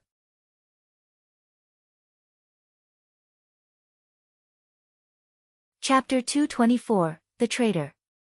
An idea struck Feng Sun and vanished as quickly as it appeared, so much so that he wasn't able to comprehend it himself. Qiuling's stomach churned. Oh God, please tell me this isn't happening. If she let anything slip, her mistress would be in so much trouble. Feng Wu's maid was anything but stupid. At that thought, Qiuling looked up right away and her heart raced when she saw the brooding look in his eyes. The consequences would be unimaginable if she let him figure it out. She had to intervene and stop that train of thought. Qiuling shoved Feng Sun immediately and snapped, Why did you grab me? Where are you taking me? Help! This man is forcing himself on me. The idea had almost been within Feng Sun's reach, but Qiuling's yell successfully interrupted him. He covered Qiuling's mouth right away and glared at her. Shush! Nobody's forcing anyone. Plus, if I had to force myself on someone, I would certainly pick your mistress over you. Qiuling's top priority at the moment was to confuse Feng Sun as much as possible. Right away, she cried out, "What? You're plotting against my mistress? I can't believe it. How can you do such a thing? And you call yourself a young lord? Shame on you." Feng Sun wouldn't care as much if Qiuling had been talking about something else. However, his reputation and honor were being challenged, and of course Feng Sun had to defend himself. He cared about his reputation above all else. Thus, an argument ensued. Qiuling did her best to make all manners of quips and to give a false account of the facts. Feng Sun was so frustrated that he immediately forgot about trying to figure out where he might have seen Qiuling before. That was close. Heart-pounding, Qiuling patted her chest and rejoiced at her narrow escape. Finally, Feng Sun took Qiuling to the tent. "How's my mother?" Feng Wu was always concerned about her mother no matter where she was, lest she be ill-treated in any way. Feng Sun teased her. "Xiao Wu, why do I feel like you don't have a mother, but a 4-year-old daughter?" "Ha ha ha." Feng Wu threw him a dirty look. "Your aunt is lying there unconscious and you're laughing." Feng Sun straightened his face right away. "How's my aunt? And what about that poison?" "The poison is a rather troublesome one, but since we know what the original toxin is and what caused it to flare up, the antidote isn't that difficult to make." After that, Feng Wu took some blood from Mrs. Ning and dribbled it into the solution made from dark netherworld soil. "It's indeed the lasting fragrance." "Interesting." Feng Wu smiled. "Well, the culprit's fingers will still have a lingering smell on them." Next to Mrs. Ning, Xiao Huan's fingers twitched involuntarily. Xiao Huan's eyes then met Feng Wu's and her stomach lurched. Drawing a dagger out of her sleeve, Xiao Huan stabbed down at Mrs. Ning's forehead. She moved so fast that the others didn't have time to react. Luckily, Feng Wu was prepared. She threw that bottle of solution at the dagger. The bottle crashed into the dagger, making a crisp sound. Granny Chu was astonished. From what Feng Wu had hinted, she thought that Xiao Jing was the traitor lurking at Mrs. Ning's side. As it turned out, it was Xiao Huan, the seemingly docile and insignificant maid. Xiao Huan tried to flee after the failed attack, but with Feng Sun around, she wasn't going anywhere.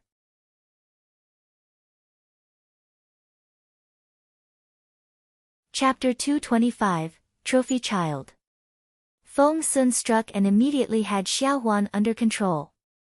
Her jaw, Feng Wu reminded him. Feng Sun understood right away and dislocated Xiao Huan's jaw. Granny Chu went up to Xiao Huan and slapped the latter's face. "You? Why you, of all people?" At the slap, a small white pill flew out of Xiao Huan's mouth and fell on the ground. Xiao Huan had already cracked it open with her teeth.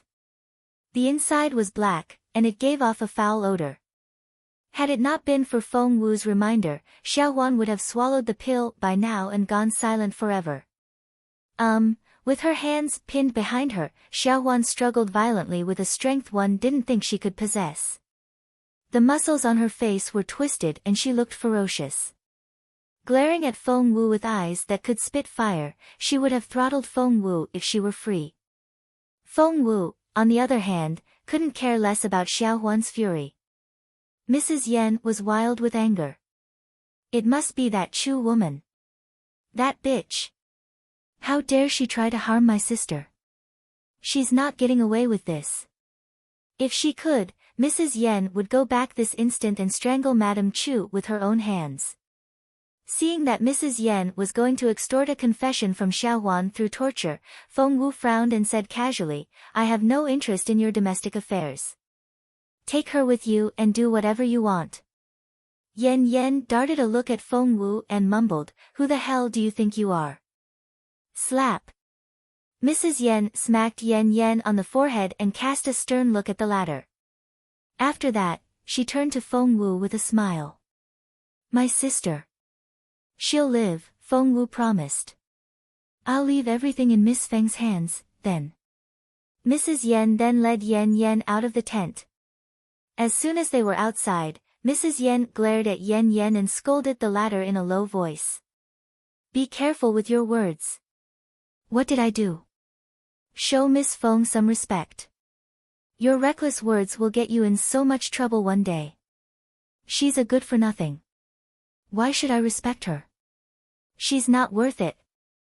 Yen Yen, are you going to keep lying to yourself with everything that has happened? Are you going to forget everything she did today? Are you completely blinded by jealousy? Mrs. Yen had never sounded this strict before. Mother. I admit that Miss Feng isn't much of a cultivator, but she's a genius in every other aspect. I would go so far as to call her an elite genius. Don't tell me that you don't realize that. Humph. Let me break it down for you. Take that essence gathering formation as an example. Even that level 2 formation master followed her orders to the letter. If she hadn't fixed that essence gathering tower at that critical moment, more than half of the population of Wanping town would be gone by now. You and I could have been killed by the magical beasts. You're making it sound like such a big deal. And there's her medical skills. You saw it with your own eyes. It's very likely that Miss Feng has surpassed the advanced level and has already reached the master level in medicine refinement. At her young age, that's incredible. Mother. Can you please stop praising her? I don't like it. Yen Yen stomped her foot. Mrs. Yen scowled at her. You're both teenage girls and you're even a couple of years older than her. But you can barely do anything on your own. I'd be so relieved if you even had a tenth of her talent. Mother. You're doing it again. You didn't even like her when we first met her.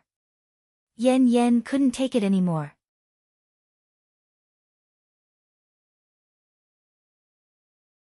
Chapter 226, Cute as a Button.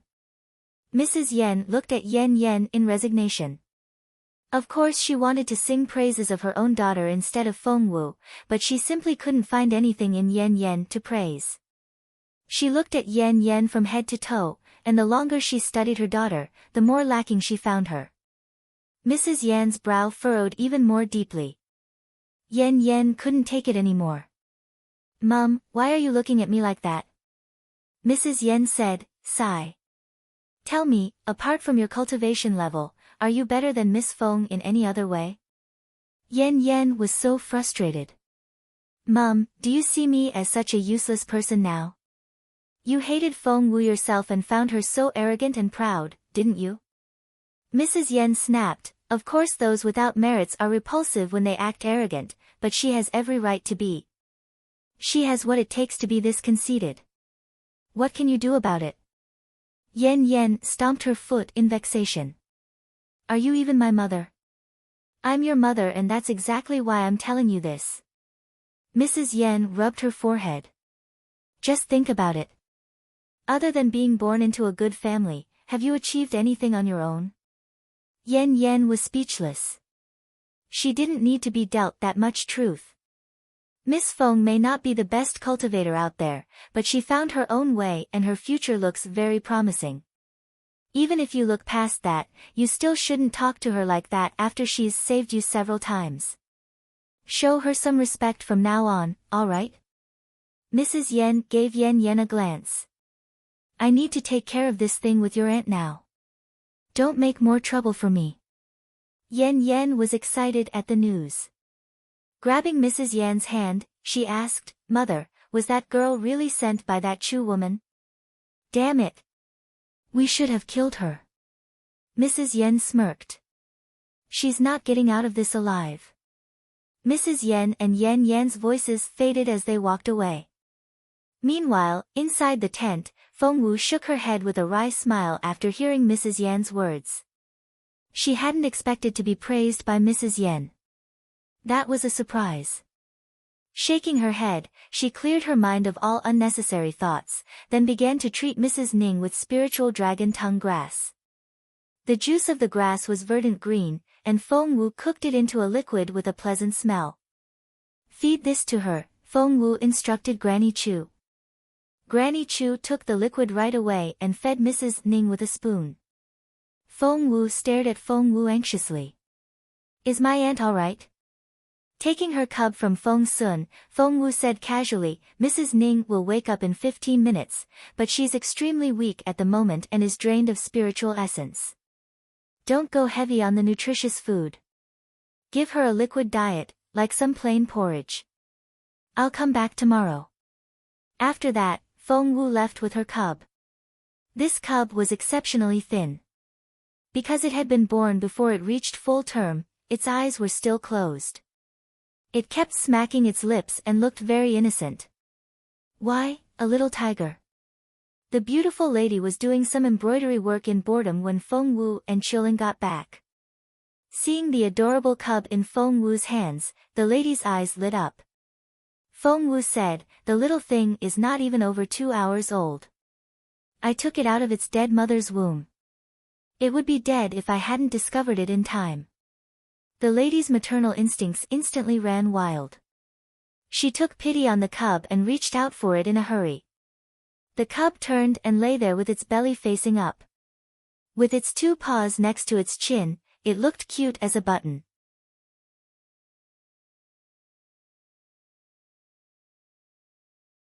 Chapter 227, The Cub Brothers. All of a sudden, the cub opened its sleepy eyes and met the beautiful lady's gaze. It then bit down on the lady's fingers, but only a little. Its tiny teeth felt quite ticklish on the skin. It's hungry. The lady turned her limpid eyes on Feng Wu. It's so hungry. It needs food. Feng Wu scratched her head.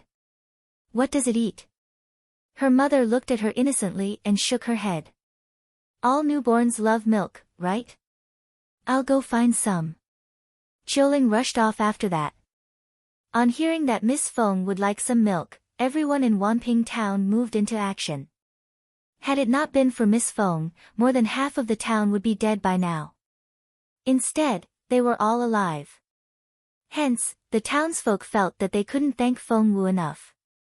As a result, Chilling came back with a pile of things in her arms. She said, the people here are so warm-hearted. There's cow's milk, goat's milk, and even some breast milk. Chilling handed them the cow's milk first as she spoke. Feng Wu took the white porcelain bowl, then dribbled a drop of milk onto the cub's mouth.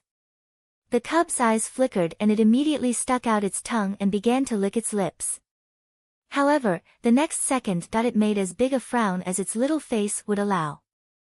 The cub darted Feng Wu a glance in distaste, then rolled its eyes at her. Feng Wu swore that she really saw the little thing roll its eyes.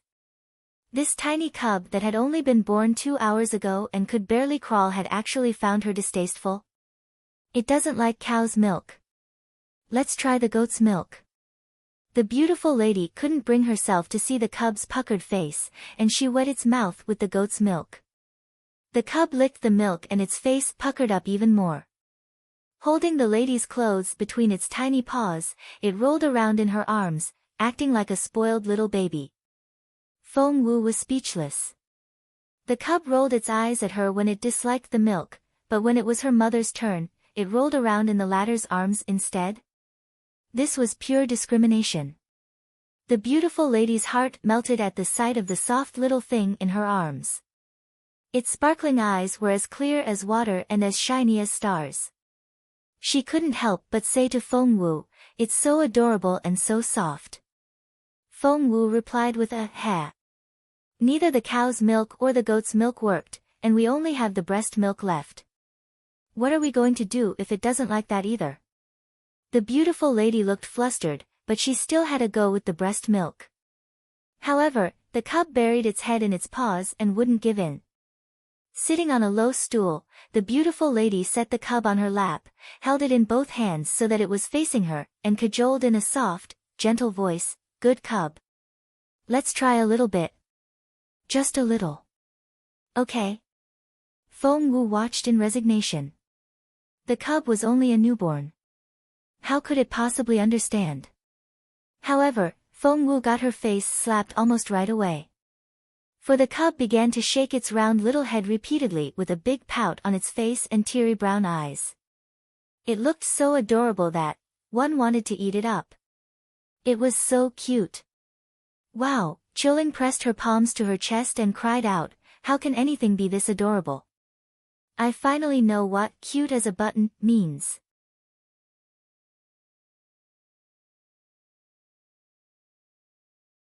Chapter 228, Little Cub.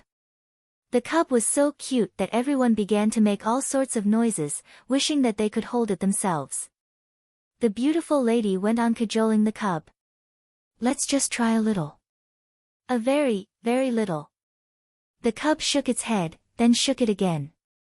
Feng Wu couldn't stand it anymore and smacked the cub on its forehead. Just eat. That successfully baffled the cub. It stared at Feng Wu, too shocked to react. Time seemed to stand still. The next second, it realized what had happened and burst into tears. Immediately, everyone stared at Feng Wu in condemnation. Feng Wu rubbed her nose. I hardly used any strength at all. Wah, as if it had suffered the greatest grievance, the cub cried at the top of its lungs. One would think it had been abused in every possible way. Feng Wu was speechless. Her mother darted a resentful look at Feng Wu and scolded her. How could you do that? It's just a baby. It doesn't understand. Feng Wu almost rolled her eyes. It didn't understand. It understood everything perfectly. She darted another look at the cub. She was right. The little thing rubbed its eyes with its front paws and stopped crying when Feng Wu was talking to her mother. However, as soon as Feng Wu's gaze landed on it, the little thing began to howl again. Feng Wu rubbed her forehead. It seemed that she had brought back a spoiled baby. Unfortunately, Feng Wu was the only one who saw it. To everyone else, the little cub had been hopelessly wronged.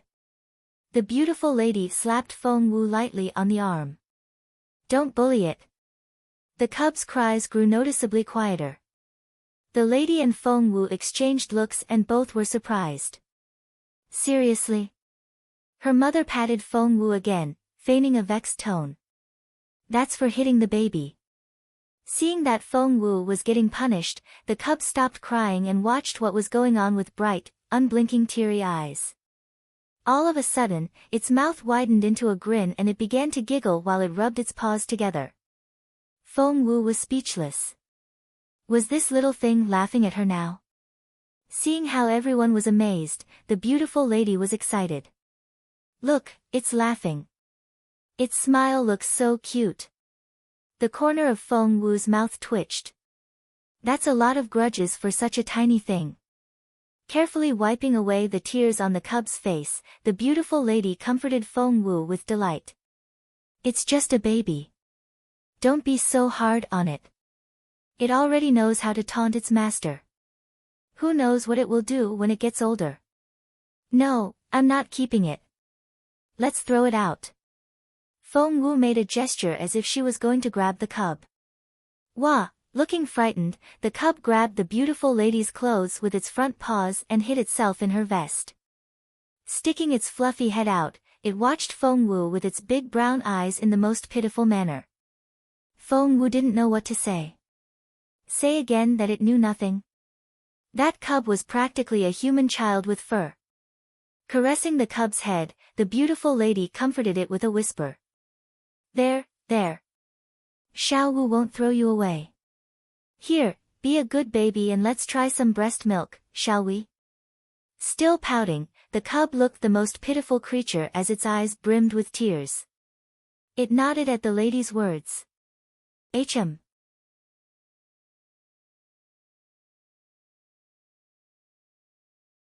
Chapter 229, Drama Cub. Feng Wu smacked her forehead. Why did she get the feeling that the cub somehow resembled her mother in disposition, especially when it turned its pitiful look on someone? It was simply too adorable a creature for anyone to turn down. Dipping a chopstick in the breast milk, the lady put the tip to the cub's mouth. However, the cub stared at Feng Wu and wouldn't eat. Turning her head, the lady saw that Feng Wu was standing close by, so she said, "Move over there a little." The cub nodded happily. Feng Wu smacked her forehead. The cub really did find her distasteful. As its master, her spiritual pet which had formed a bond with her was giving her attitude. Feng Wu moved closer and glared at the cub, which pursed its mouth and threatened to cry again, looking like a wronged baby. Feng Wu was shocked. It was a drama cub. Acting had to be its inborn talent. Seeing the cub's reaction, the lady felt so sorry for it that she pushed Feng Wu away. "You're scaring it." Feng Wu. Ah, the cub rubbed against the softest part of the lady's chest. Feng Wu. Stroking its little head, the lady said, There, be a good boy. We'll try a little breast milk, and if you don't like it, we'll find something else for you. Okay. The cub nodded. That elated the beautiful lady. Looking up at Feng Wu with her bright black eyes, she said, Look, it's such a sweet, innocent baby. Feng Wu replied with a ha. However, when the breast milk was in its mouth, the cub's round little face puckered up again and it was on the verge of breaking into tears. The lady was flustered. Tugging at Feng Wu's sleeve, she said, What are we going to do? It can't drink any of the 3 types of milk. What can it eat? What do we do now? Feng Wu snapped, Mum, get your facts straight. It's not that it can't have any of them. It doesn't like them, that's all. The lady sounded vexed. That's right. It doesn't like them. Go find something it'll like to eat. Feng Wu said grumpily, Just ignore it. It'll eat anything when it's hungry enough. As soon as she said those words, her mother, Qiuling, and even Granny Zhao gave her looks of condemnation in unison. Feng Wu added. I'm telling the truth. It's just so picky. Why doesn't it just eat what's on the menu? That piqued the lady. We can't do that. It hasn't had anything to eat since it was born and it must be starving now. The cub nodded repeatedly. Tugging at Feng Wu's sleeve, the beautiful lady swayed her arm back and forth. Xiao Wu, you're the best. I'm sure you can figure something out, right? Feng Wu sighed. Qiuling also turned her pleading eyes on Feng Wu. Miss, the cub was born without a mother. That's so sad. Even Granny Zhao looked like she had something to say to Feng Wu, but held back. Fixing her gaze on Feng Wu, the beautiful lady bit her lower lip and let tears well up in her puppy dog eyes. Fine. Feng Wu finally saw where the cub had learned all its acting skills from. It was so good at imitating people that it must have copied her beautiful mother. While Feng Wu couldn't say no to her mother and the others couldn't say no to the cub. Nature truly worked in interesting ways. Raising both hands in surrender, Feng Wu said, You guys take care of the little thing. I'll look around outside.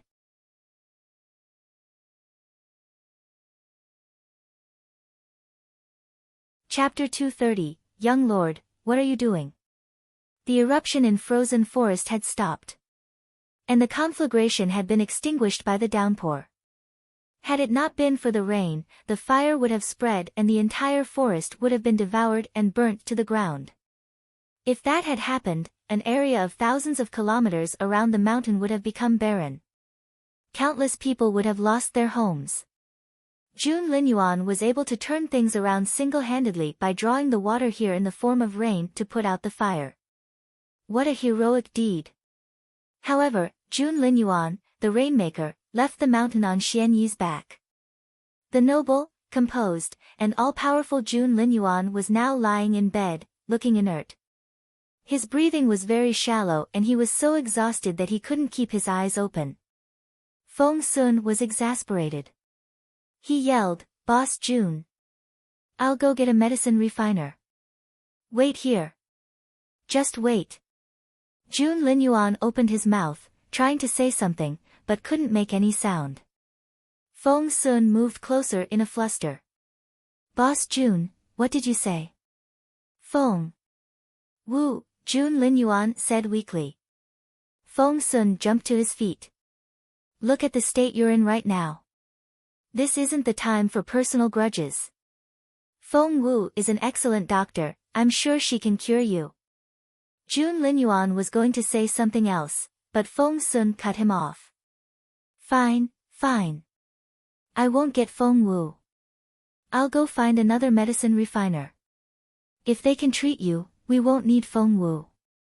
Feng Sun mumbled as he rushed off. Why does Boss Jun dislike Feng Wu so much?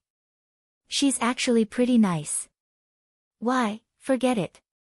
Boss Jun is the top priority here. Feng Sun spotted young Master Ba as soon as he went outside, and he grabbed the latter by the wrist. Young Master Ba was flustered. Young Lord, what are you doing? Feng Sun snapped, I'm offering you a chance to treat the Crown Prince. Please don't. Young Master Ba was flabbergasted. The Crown Prince was so frightening. One sharp gaze from those black eyes was enough to freeze one's soul. No one would even go near the guy if given the choice. Young Master Ba tried to break free, but Feng Sun kept dragging him toward the room. Before long, young Master Ba was inside the chamber. Dragging him to Jun Linyuan, Feng Sun said loudly, what are you waiting for? Do your job. Young Master Ba grimaced. The Crown Prince's sharp gaze felt like a blade on his skin and his limbs went stiff. He didn't even dare look Jun Linyuan in the eyes. Pleading with Feng Sun in a feeble voice, he said, why me?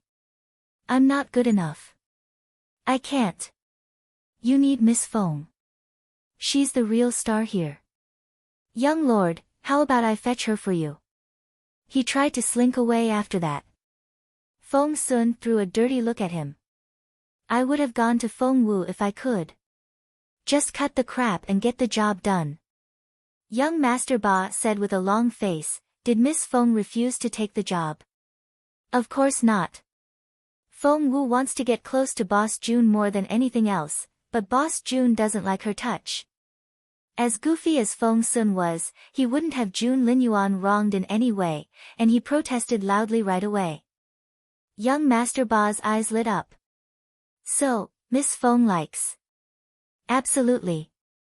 Feng Sun looked very pleased, more pleased than if the one Feng Wu had fallen in love with was him. Putting his hands behind his back, he raised his chin proudly.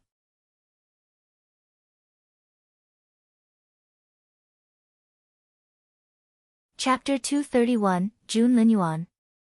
What's wrong with him? Do you have any idea who Boss Jun is?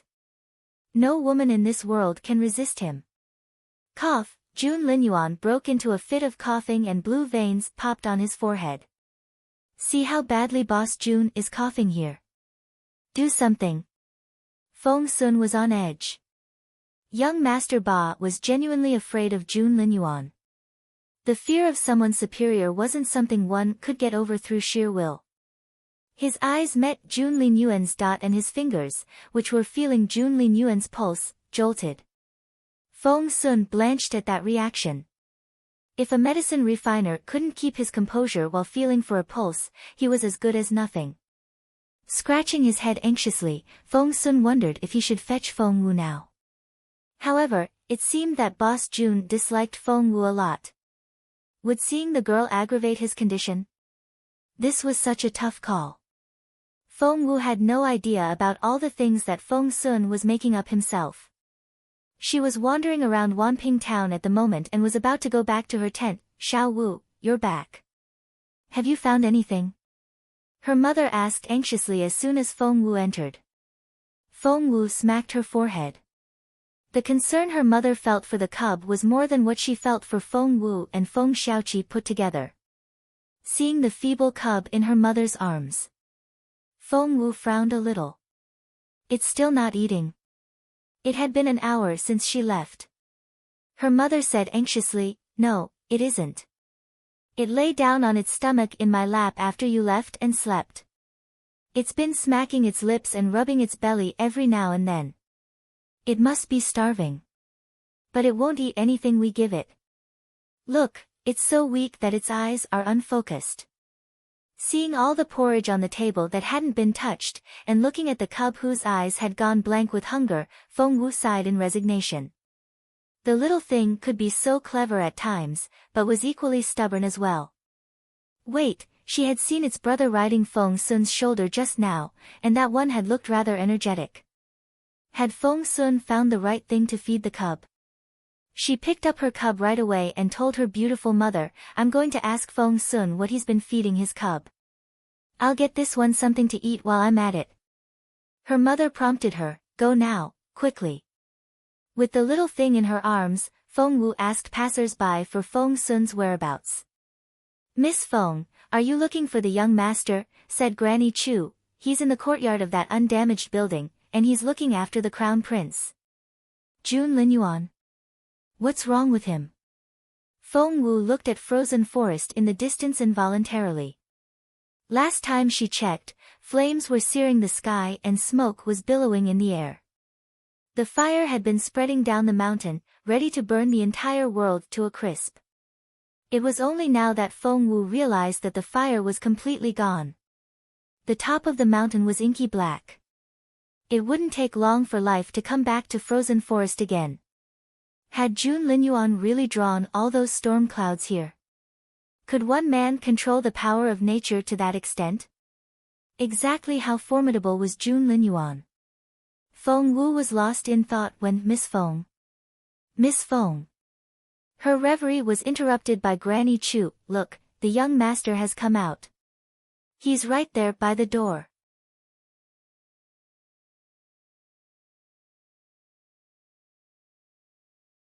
Chapter 232, Humiliated. Feng Wu turned around and saw that Granny Chu was right. Feng Sun was standing at the entrance to the most luxurious courtyard in all of Wanping town. However, as soon as he spotted Feng Wu, he spun around and was ready to rush back in, acting as if he hadn't noticed Feng Wu at all. Feng Wu called out, "Feng Sun." Ahem, seeing that he had been spotted, Feng Sun had no choice but to stop running. Turning around, he looked at Feng Wu in resignation. "Why are you running away from me? I'm not going to eat you alive." Feng Wu went up to him and said grumpily, "By the way, I was told that the crown prince is inside. Is he injured? Did he really create that storm in frozen forest?" Upon her honor, Feng Wu was asking out of genuine curiosity. She only wanted to find out if Jun Linyuan's cultivation level was as unbelievable as she thought. However, Feng Sun took that most unobtrusive question in a completely different way. Rubbing his forehead, he looked at Feng Wu in resignation. "Why are you looking at me like that? Do I have something on my face?" Feng Wu darted him a glance. "No, there's nothing on your face, but there's a lot going on in your head." Feng Sun gave Feng Wu a knowing look. "Didn't you swear over and over again that you haven't fallen in love with Jun Linyuan and that you don't like him at all? You even talked about getting struck by a thunderbolt. What did I tell you back then? Don't be a two-faced girl." "I was right, wasn't I?" Feng Wu was baffled. I'm curious, that's all." Feng Sun eyed Feng Wu sympathetically. Fondness results in concern and concern triggers curiosity. Hence, you're fond of Boss Jun Qed. Feng Wu was speechless. Why was it so tiring to talk to Feng Sun? "Fine. Forget it." Feng Wu shrugged. Feng Sun kept his brooding eyes on Feng Wu until it gave her the creeps. "Fine. Just say whatever's on your mind. Don't hold back." "It's not like you can actually hold anything back," Feng Wu snapped. "Xiao Wu," Feng Sun sounded like he was offering some weighty advice. "You should know by now that Boss Jun doesn't have any feelings for you, nor will he ever. So, since he's not feeling well at the moment, why don't you just leave him alone for the time being?" Feng Wu clenched her fists. He made it sound as if she was throwing herself at Jun Linyuan. This was so frustrating. Feng Sun went on, "Xiao Wu, I'm a person that always speaks my mind. You're great as a formation master and a medicine refiner, but you're no longer a cultivator, which means you won't get very far on either of those two paths. You should stop dreaming about Boss Jun. It won't end well for you." Feng Wu. Talking to this guy was the worst decision she had made today. She had just gotten humiliated for nothing.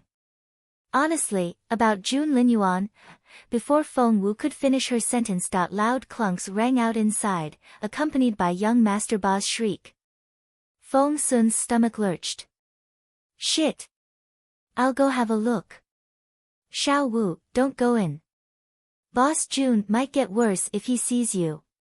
Feng Sun disappeared into the room after that. Feng Wu was flabbergasted. She really needed to vent her anger on someone now. Turning around, she saw that there were only two people nearby, Granny Chu and Yan Yan.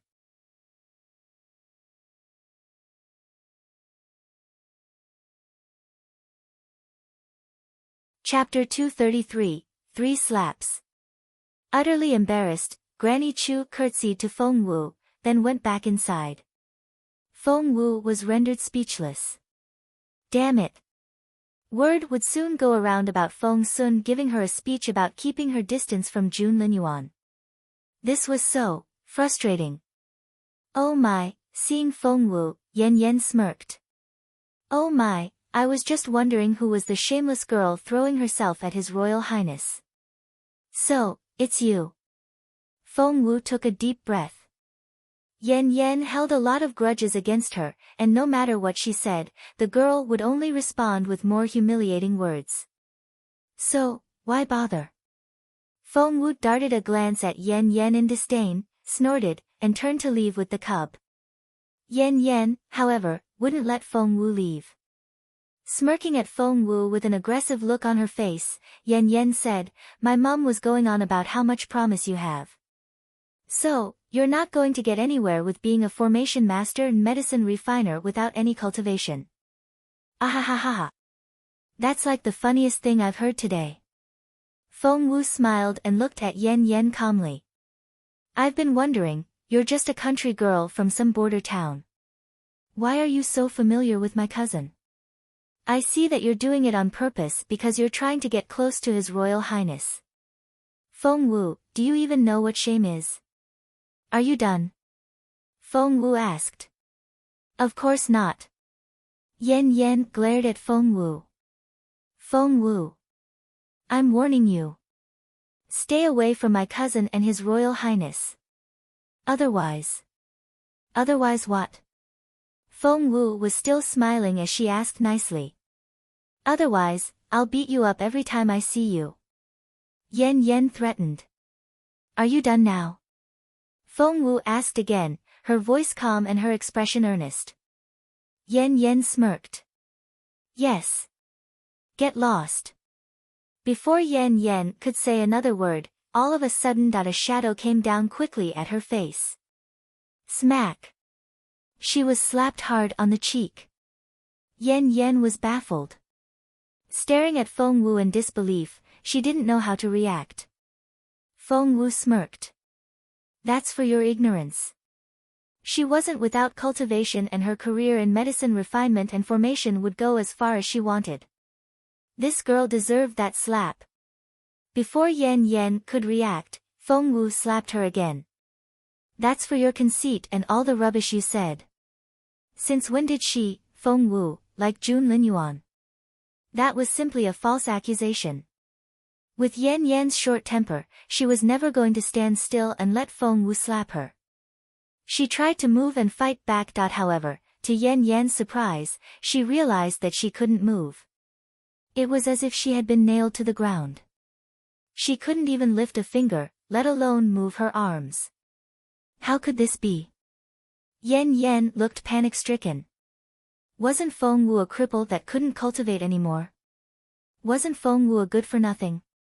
Why on earth did it seem like not only could Feng Wu overpower her, she could even render her completely immobile? What had gone wrong? Just as Yan Yan was feeling sick with anxiety, Feng Wu raised her hand and slapped Yan Yan again. This is for all the wild talk. Slap. The sound was loud and crisp.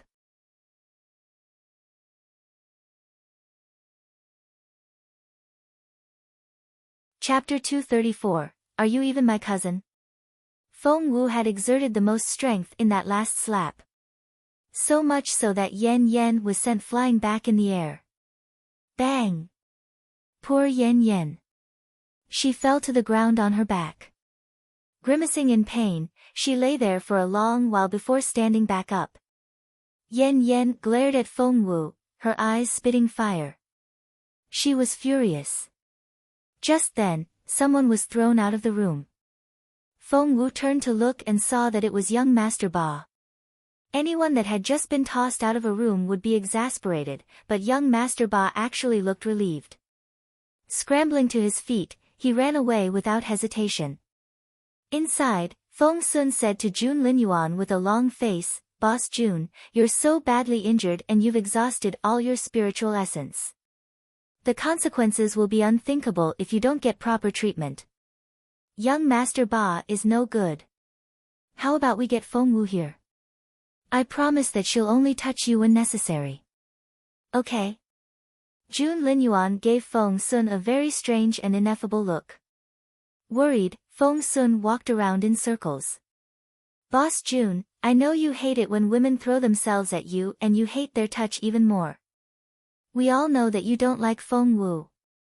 But we're in a special situation here. Just think of her as a medicine refiner, not a woman. I'll go fetch her now." Feng Sun rushed out after that, fearing that Jun Linyuan might stop him. The look Jun Linyuan gave Feng Sun as the latter ran away was indescribable. Feng Sun rushed out of the room to find Yan Yan charging at Feng Wu like a cannonball. By the look of it, Yan Yan was going to tear Feng Wu to pieces. Feng Sun was shocked to see this. With a wave of his hand, he pushed Yan Yan back. Poor Yan Yan. She had finally struggled to her feet and was going to throttle Feng Wu, when Feng Sun intervened at that moment. He couldn't have chosen a worse moment. Not only did he show up uninvited, he took Feng Wu's side. Bang! Yan Yan had spared no effort when she hurled herself at Feng Wu. Hence, the counter force was just as strong. Thump! Yan Yan smashed into the outer wall of a house a short distance away. The structure of the house had already been compromised in the earthquake. Under the impact of such a considerable force, crumble. The house collapsed before Yan Yan could rise to her feet, and she was buried under all the debris. Feng Sun's mouth fell open as he watched. It really was just a little push. How? Why were the two of you fighting? Feng Sun asked Feng Wu involuntarily as he rushed over to dig Yan Yan out. Darting a look at Feng Sun, Feng Wu turned to leave with the cub. She had vented some of her anger after slapping Yan Yan around. However, that wasn't enough to appease her. Yan Yan's head popped out after Feng Sun brushed some broken bricks away, and she looked like she was going to tear Feng Sun apart with her eyes. Feng Sun. Are you even my cousin? How could you help her instead of me? What sort of cousin are you? Yan Yan had only just started to lash out with her accusations when Feng Sun looked over his shoulder to find Feng Wu walking away. He was exasperated. Ignoring Yan Yan, he jumped to his feet and ran after Feng Wu. Yan Yan was dumbfounded. Not only had he pushed her and gotten her buried under a house, he had also run off before helping her out of this wreckage. Was he really Feng Sun, her cousin? Why was he like this now?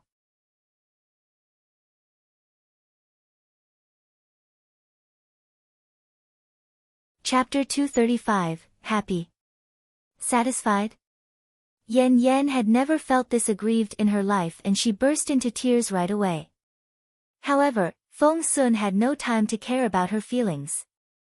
For his top priority now was Jun Linyuan, and Feng Wu ranked right after the crown prince. Hence, he didn't even hear Yan Yan crying. Running after Feng Wu at full speed, he grabbed her by her right shoulder and spun her around to face him. Feng Wu fought back her anger and clenched her fists. After all, Feng Sun was so much more advanced than her in his cultivation that there was no point in trying to fight back. A level 6 spiritual master was still too weak. She needed to work faster. Feng Wu made a mental note. Feng Sun was chastened to see Feng Wu's cold face.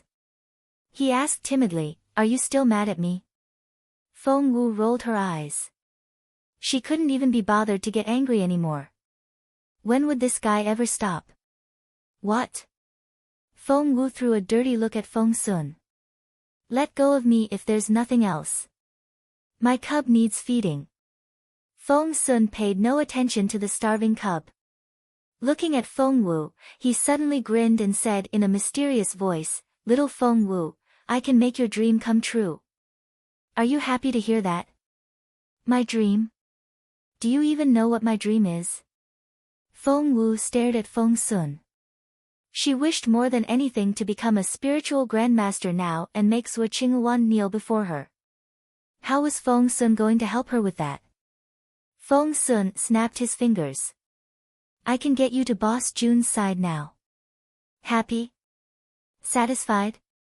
Feng Wu said in disdain, Is that what you think my dream is? Feng Sun said, What else?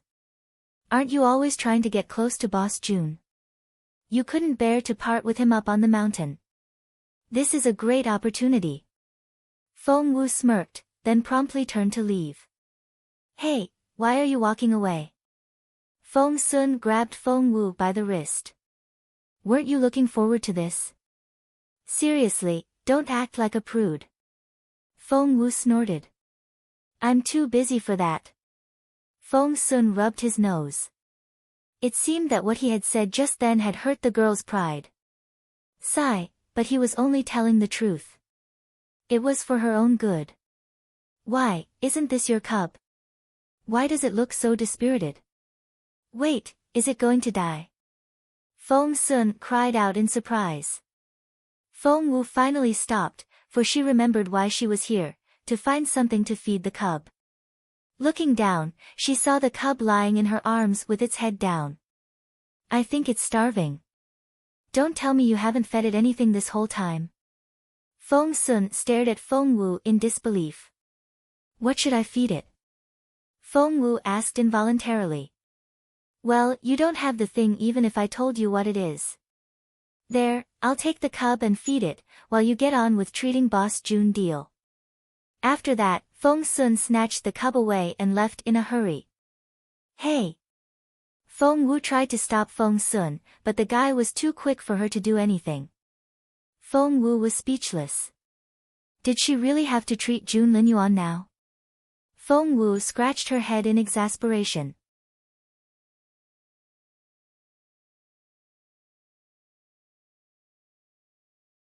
Chapter 236, Look, Listen, Question, and Feel. She wanted to stay as far away as she could from Jun Linyuan to stop the rumor from spreading, but now, the deal had already been forced upon her even if she objected. Looking up at the vast frozen forest in the distance, Feng Wu stared at the wet ashes. Jun Linyuan had done it for the people. Fine, she would treat him for the sake of his contribution. Rubbing her forehead in resignation, Feng Wu turned around and walked toward the luxurious courtyard. The lower half of Yan Yan was still buried in the debris. Seeing Feng Wu walk in, she snorted. And I thought you were so pure and lofty. You came back as soon as my cousin went away. You just can't leave the crown prince alone. You're such a hypocrite. Feng Wu, one day, I'll rip off your mask and let everyone see you for who you really are.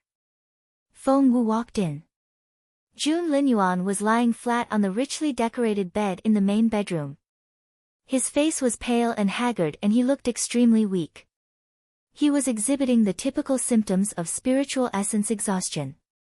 Even so, the aura he was giving off was still impossible to ignore and his glance was as dangerous and intimidating as ever. Feng Wu's stomach lurched for no reason. Jun Linyuan was so overbearing. No wonder young Master Ba had been terrified. Even she, who had such a tough mind, was a little shaken herself.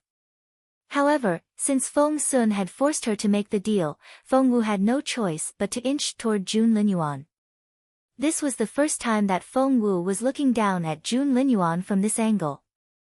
It was getting dark outside, but the luminous pearls on the wall lit up the room like daylight. The light shone on his stunning face.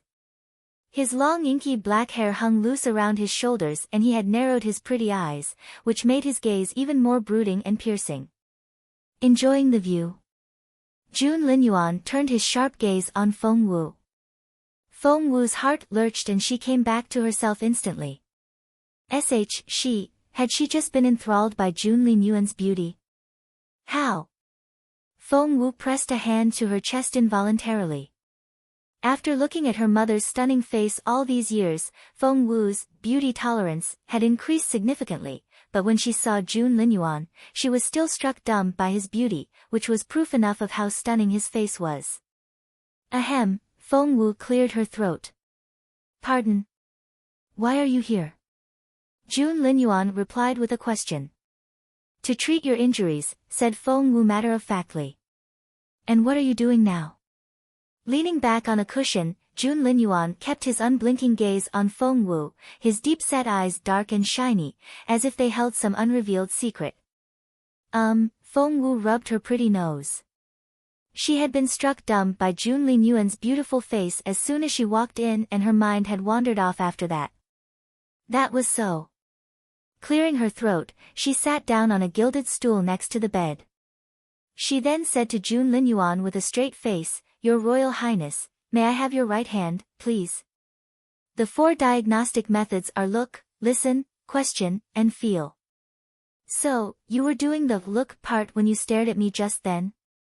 Jun Linyuan kept his brooding gaze on her. His eyes reminded her of twinkling stars under the flickering light of the luminous pearls. They looked misty and mesmerizing.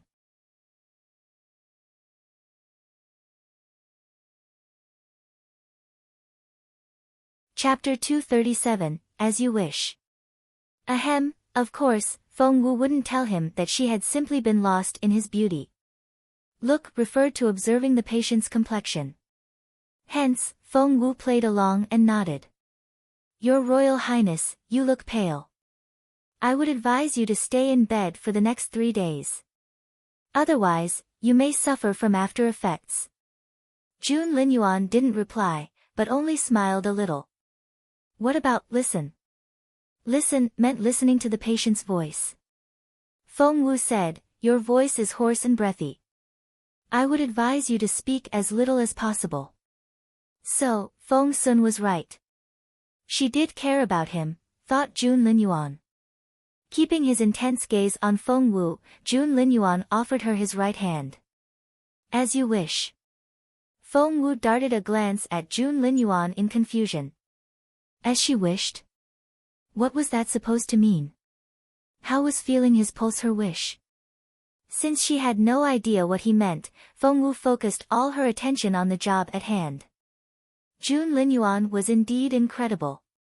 His spiritual essence was depleted, his dantian was as empty as a dry well, and his meridians had shriveled because of the lack of spiritual essence. He had single-handedly raised a storm to put out a wildfire. Who would have thought that Jun Linyuan, the guy who was said to be heartless and had little regard for human life, would do such a thing? And he wasn't even trying to prove anything. As she went on feeling his pulse, the look on Feng Wu's face changed. He had exhausted his spiritual essence, his blood was curdling, and his meridians were all tangled up. It felt as if a storm had rampaged through his body, leaving such a mess behind. She could only imagine how much pain he was in. Feng Wu's stomach lurched and she looked up at Jun Linyuan despite herself. Any ordinary person would have been killed by such a severe internal injury. Even if they survived, they would have passed out from the pain. However, Jun Linyuan didn't even look wounded apart from his pale face. That was very like Jun Linyuan. Feng Wu darted him another look. Can't you feel the pain? Jun Linyuan's black eyes flickered all of a sudden. So, Feng Sun was right. The girl cared for him. He stared at Feng Wu unblinkingly, his eyes very bright. His gaze was so intense that Feng Wu could feel the heat on her skin. Before she knew it, her heart began to race. You, Feng Wu flexed her fingers, then looked up and met Jun Linyuan's gaze bravely. You need to stay in bed for 3 days. I'll write you a prescription now. All you need to do is get all the ingredients. You're not leaving that bed for the next 3 days. Feng Wu then turned to write at the desk. Tapping his fingers on the bed, Linyuan was lost in thought.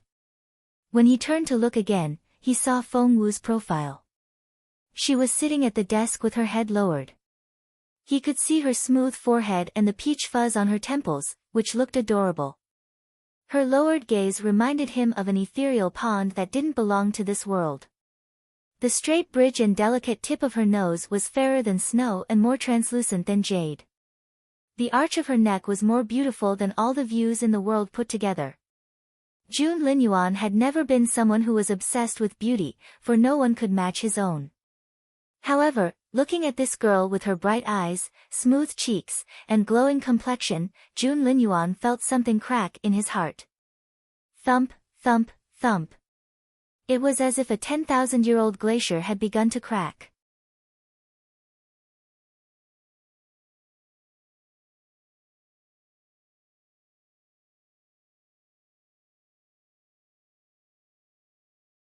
Chapter 239, So Mad. Would Linyuan die from banging his head on the wall? Feng Wu stared at Linyuan with wide eyes.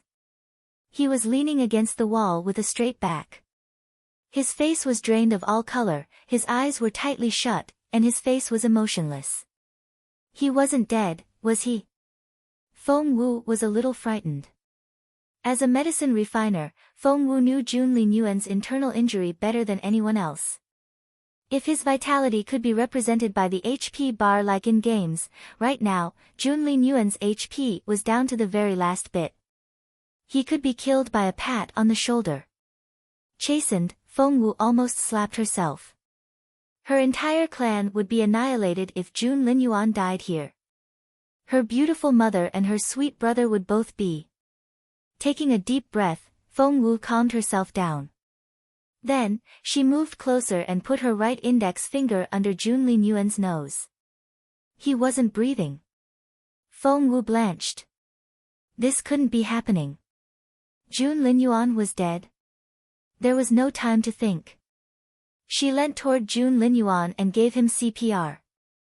Linyuan had indeed stopped breathing for a brief moment when Feng Wu shoved him into the wall, but it was only for a split second. He wasn't that weak. His body was able to adjust itself and he was soon breathing again. However, at that moment, soft lips were pressed to his. Moreover, she pried his lips open and stuck her tongue in. The soft lips felt like an electric shock, and it was a sensation he had never experienced before. Linyuan's heart skipped a beat. Eyes wide open, he stared at Feng Wu, baffled by that first kiss. Feng Sun's words played repeatedly in his head, Feng Wu is crazy about you. Don't give her any hope if you don't like her. He never took Feng Sun's words seriously, but the guy turned out to be right this time. Feng Wu was indeed crazy about him. Stiffening, Linyuan clenched his fists. His face was as fair as ever, but his earlobes had turned a shade pinker. Only then did Feng Wu sense Linyuan's hot breath on her cheeks. He was. Opening her eyes, she met his brooding gaze. His eyes were darker than the night sky, but brighter than stars. They were resplendent and dazzling. Right now, he was looking at her unblinkingly. And the look on his face was. Feng Wu bolted up. Wiping her mouth, she struggled to keep her composure as she looked at Linyuan. You were almost. Do you ever get shy? Linyuan said with a solemn look on his face. Feng Wu was befuddled. What do you mean? Linyuan cleared his throat and he sounded rather grim when he said, self-respect is an important quality for a young woman. Feng Wu's face turned livid immediately. Glaring at Linyuan, she was furious. She didn't have self-respect. She had only done that because she didn't want her clan wiped out due to the all-powerful crown prince dying on her watch. How did self-respect have anything to do with that? Angry and aggrieved, Feng Wu promptly turned to leave. That baffled Linyuan and he didn't know how to respond. Bang! Feng Wu slammed the door shut behind her. Linyuan frowned a little, the look on his face ineffable. Feng Wu charged out to find Feng Sun standing outside. Seeing Feng Wu, he ran up to her happily and asked, Xiao Wu, how did it go? Is Boss Jun alright? Feng Wu's hands reached out.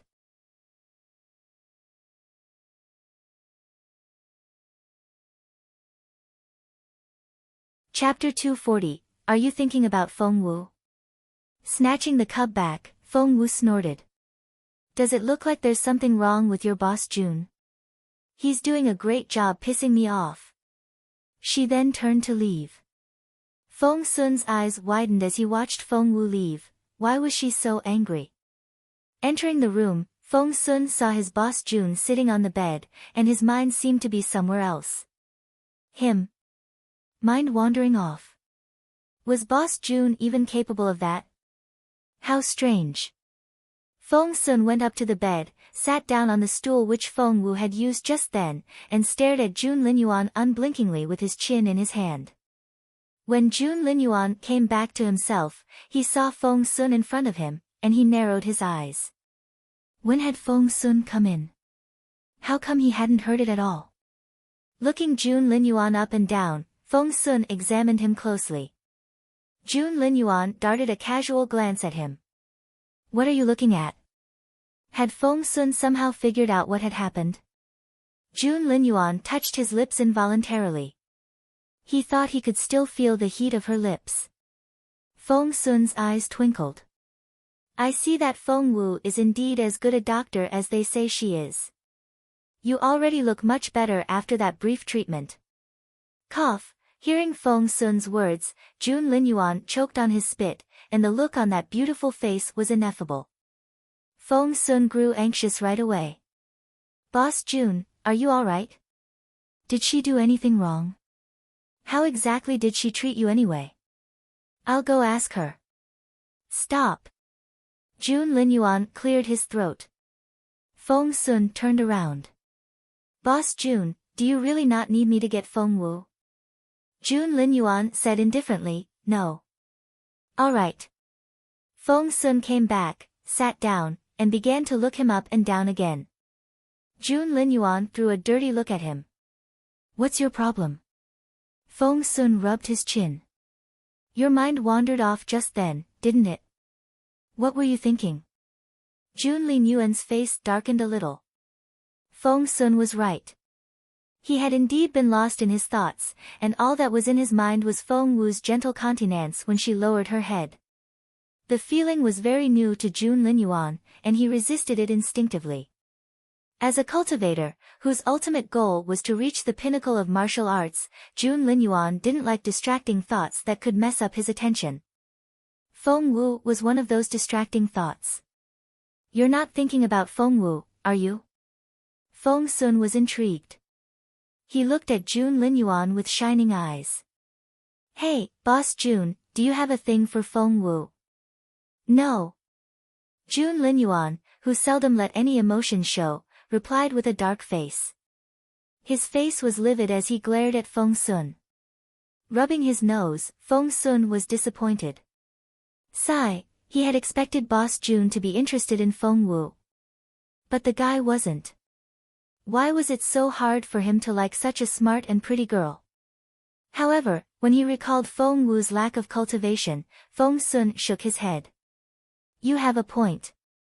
Feng Wu has no cultivation at all. How can you like her? I'm imagining things. Poor Feng Wu. Jun Linyuan gave him another brooding look. After taking back the cub, Feng Wu stormed off and headed back to her tent. The cub observed Feng Wu with its innocent eyes the entire time. Sensing the anger coming off her, it curled up into a ball and refrained from making any noise. It looked so adorable that it could melt the toughest heart.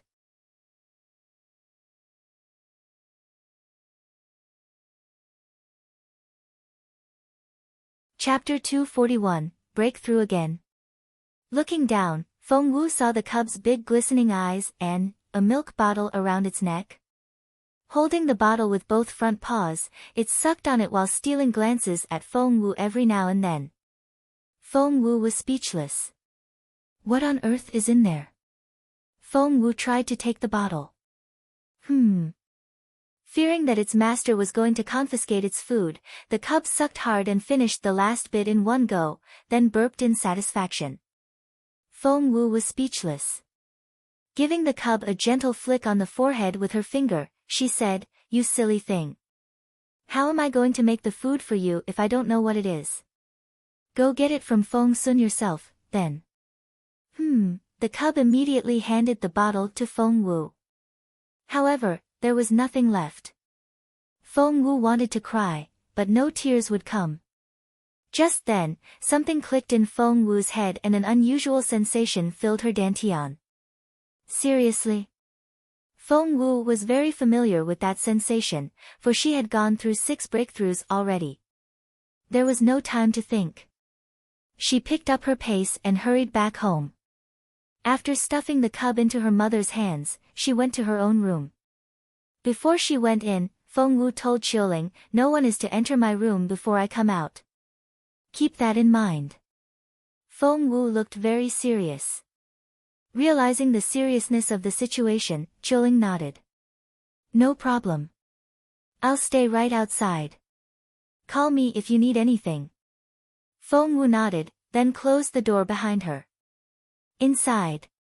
Without thinking, Feng Wu sat down with her legs crossed, got rid of all distracting thoughts, then entered a trance. The first thing she did was to inspect her dantian. As expected, the golden liquid was about to spill out. Feng Wu closed her eyes immediately and began to cycle the golden liquid through her meridians. She had no idea what had happened, but this change was great news to her. For she was going to break through again. She was a level 6 spiritual master now, and Feng Wu was certain that she was on her way to becoming a level 7 spiritual master. Time crawled by. The sun set, then rose again. Attentive to her duty, Qiuling stayed outside the door the whole time, keeping a close watch on what was going on inside and not daring to slack off in the slightest. Inside. Feng Wu was soaking wet from all the sweat and she looked like she had just been fished out of the sea. Her hair and clothes were all dripping and the floor was wet as well. Her stunning face glistened from all the sweat. Then, her eyes opened slowly. A dazzling light flickered in those limpid, intelligent eyes. Feng Wu let out her breath in a long exhale, and she smiled. She was a level 7 spiritual master now. She had reached this level much faster than she had expected. If she kept making progress at this speed, she would become a spiritual grandmaster by the time they arrived at the imperial capital. And those people still had no idea that she was cultivating again, and would still see her as a cripple. If she revealed herself at some critical moment, how surprised would those people in the imperial capital be? She was quite looking forward to it. But, why had this breakthrough happened so suddenly? Rubbing her chin, Feng Wu was confused.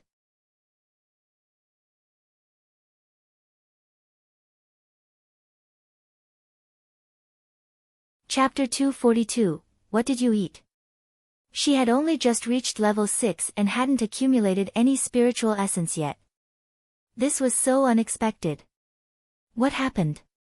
She then remembered that kiss. All she could recall was that because of her fear of Jun Linyuan's intimidating aura, her mind had gone completely blank when their lips touched. Her adrenaline surged and she trembled with emotion. After that, she realized she was going to level up again. Was it possible that it had something to do with kissing Jun Linyuan? Feng Wu buried her face in her hands. If that was the case, she didn't know what to think. No, it couldn't have been. There was no way it was like that. Rubbing her head, Feng Wu tried to convince herself. Knock, knock, knock. Hearing the knocking inside the ring, Feng Wu entered it in her spiritual form right away. She was met by little Phoenix's glare as soon as she was inside. Feng Wu smacked her forehead. She had forgotten all about it. The abnormal flame. The bird had needed that first abnormal flame after the eruption to enable it to get out of this ring, which was why it had prompted Feng Wu to get that flame. Unfortunately, Feng Sun showed up and the flame ended up going into the dead body of Glory King Tiger before being absorbed by the cubs. Feng Wu had checked when they found the cubs. The flame had split into two halves and the two cubs had taken one each. Therefore. Feng Wu shrugged at the bird's scowl. The abnormal flame is not an option anymore. Any other suggestions? Kneeling down by her beautiful master, Feng Wu put her crossed arms on the edge of the bed and rested her chin on the back of her hands. She was enthralled by her master's fair, ethereal, and immortal-like countenance. Her master lay there with his eyes closed. He was perfectly proportioned and had a slender build. He never needed to clean himself, and always looked otherworldly. There was also this spiritual aura which surrounded him the whole time, reminding her of a thin veil. Little Phoenix also realized that the abnormal flame was now out of the question. Lowering its head, it turned its back on Feng Wu and sulked like a small child. Pulling Little Phoenix into her arms, Feng Wu stroked its feathers. There. Don't be upset. This could be a blessing in disguise. Maybe we'll find some better abnormal flame next time. Right? Head drooping, the bird pouted and looked very unhappy. I'll get you the next abnormal flame I come across, I promise. Alright. Feng Wu tried her best to cheer the bird up. You promise? Little Phoenix glowered at Feng Wu. Feng Wu nodded. I can smell something strange on you. Little Phoenix flew around Feng Wu and looked confused. But the smell doesn't belong to you. What do you mean? Feng Wu's stomach churned. Sniffing around Feng Wu's slender neck, the bird racked its brain. It couldn't figure it out. Hey, what are you doing? Feng Wu poked Little Phoenix in its head. Tilting its head, the bird thought for a moment, then asked Feng Wu in bewilderment, who are you with? Feng Wu darted a look at her master involuntarily, then glared at Little Phoenix. Why do you ask? What did you eat? Little Phoenix hit the bullseye. Feng Wu blushed right away. What had she eaten? Instinctively, Linyuan's stunning face came to mind.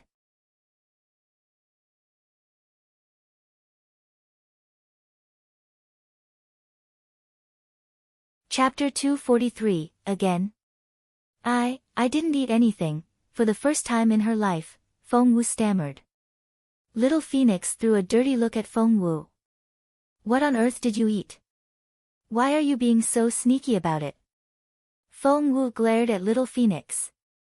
Who's being sneaky? What are you getting at? How does it have anything to do with your abnormal flame? It has everything to do with it. Little Phoenix suddenly became very excited. Taking Feng Wu's hand, it said, haven't you realized? Whatever you ate just then has created a tiny flame in you. What? Has it? Feng Wu hadn't noticed it herself. You haven't noticed it? Little Phoenix glared at Feng Wu. Close your eyes and check your astral space. Can you see a small island there now? And is there a tiny flame on that island like a lighthouse at night? Is there? Feng Wu had no idea where her master had found this bird. Despite its short temper, it was highly perceptive. Following Little Phoenix's instructions, Feng Wu found the flame it was talking about. It was indeed as tiny as the bird said, and the flickering flame looked like it would be blown out by the lightest breeze. How did it get here? Was I born with it? Feng Wu asked involuntarily. Little Phoenix rolled its eyes. You wish. Then how? The flame wasn't there before today. So, try your best to remember anything unusual you did today. Did you eat anything? Or touch anything? Feng Wu hadn't eaten anything today, and the only thing she had touched was Linyuan. Feng Wu's head went blank. Had she somehow drawn that flame out of Linyuan when she gave him CPR? Little Phoenix went on, the owner of that flame is unfathomably powerful. That person is not only inscrutable and aloof, but very proud as well. I tried to communicate with the flame just then, but it gave me the cold shoulder. Humph. Feng Wu was speechless. Little Phoenix cried out in surprise. Wait, this abnormal flame has a lightning quality? Exactly where did you get this flame? We've hit the jackpot. Feng Wu rubbed her forehead. Unfathomably powerful, aloof and proud in personality, and the flame had a lightning quality, all of those pointed to one person only, Linyuan. How? She was trying her best to steer clear of that guy, but why was she only getting more involved? At the same time, Little Phoenix was still talking. I want this abnormal flame. I want it and it only. Yes. I want it. Feng Wu rubbed her forehead. Take it, then. It's still too little. Little Phoenix shook its head. I can't consume it yet. I have to wait until it gets bigger. Wait, then.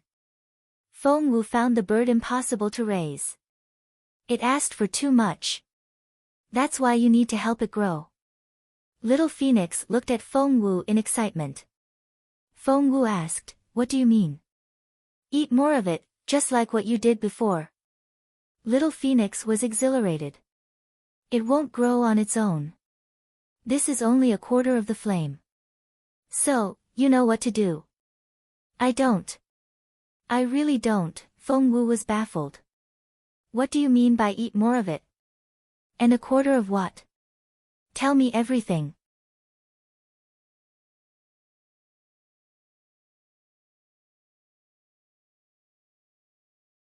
Chapter 244, You Fickle Woman, Ah. Little Phoenix threw a disdainful look at Feng Wu. It means that you've only taken a quarter of the energy of that abnormal fire. You'll need to repeat it 3 more times to get the rest, and only then will you have a complete abnormal flame. What you have now is a fraction of the abnormal flame at most. Feng Wu. Did that mean that she would have to kiss Linyuan 3 more times? That was never going to happen. What if I refused to do it? Feng Wu meant it. Everyone already thought that she was in love with Linyuan and wouldn't leave the guy alone. She couldn't stay far enough from Linyuan to clear her name, and the bird was asking her to kiss Linyuan voluntarily. And she needed to do it 3 times? She would rather be struck by a thunderbolt right now. Little Phoenix stared at Feng Wu with unblinking eyes. No, no, no, Feng Wu refused outright. Glaring at Feng Wu, Little Phoenix said indignantly, do you have any idea how worried I am every time you get your ass kicked? Feng Wu was speechless. And do you know how pissed I am every time I see you defeated? Feng Wu was speechless. And can you imagine how frustrated I am when I want to fight for you so bad but can't get out of here? Feng Wu was speechless. Did I say anything when that little idiot took my abnormal flame? Feng Wu was speechless. So are you still not going to help me? Little Phoenix accused Feng Wu indignantly. Feng Wu stammered. It's not that I don't want to help you, but what you're asking is really. Little Phoenix flapped its wings angrily. All I'm asking for is a few nibbles and you're making all kinds of excuses. Do you even want me at all? I'm very angry. Feng Wu felt like crying. A few nibbles. On Linyuan? The guy that could set the sky on fire with his wrath? Taking a deep breath, she tried to explain to the bird. It's not as simple as that. You see. I see. You're not going to help me because it's difficult. That's how little I mean to you. You don't care about me at all. Resting the tips of its wings on its waist, Little Phoenix spat fire from its pretty eyes. Feng Wu said. There's really no need to get all agitated. Growing up with Feng Wu, Little Phoenix used to stand on her shoulder or head, and the two of them had enjoyed each other's company a lot. Hence, the bird knew Feng Wu very well. Seeing that its hard tactics weren't working, Little Phoenix switched to soft means. Pouting with teary eyes, it made the most pitiful face as it looked into Feng Wu's eyes. You fickle woman. You've forgotten about me now that you have a new pet. Wah. Actually, it was expressing its true feelings. Back then, Little Phoenix, Feng Wu, and her beautiful master made a perfect family of three that had no room for a fourth person. However, not only was the bird unable to help Feng Wu in battle now, a little idiot with a milk bottle around its neck had also shown up to take Feng Wu away from the bird. What was worse, that little idiot had taken the bird's abnormal flame. The bird was utterly frustrated just at the thought of it. The more little Phoenix thought about it, the more distraught it became. It burst into tears and looked the most pitiful creature. Feng Wu rubbed her forehead in frustration. She felt so. Having gotten used to cajoling her beautiful mother since she was little, she was helpless against the tears of those she cared for. There, don't cry. Look, the feathers on your face are all wet. That's not a pretty sight. You're a big boy now, you shouldn't cry over petty things like this, alright? You're tuning in to the Blissful Bookshelf YouTube channel. We're so grateful for your support, and don't forget to subscribe to join us on this incredible journey through captivating stories. Your generosity through donations truly makes a world of difference, as it's the primary source of revenue that allows me to expand and enhance this channel for you. Thank you from the bottom of my heart for being a part of this adventure.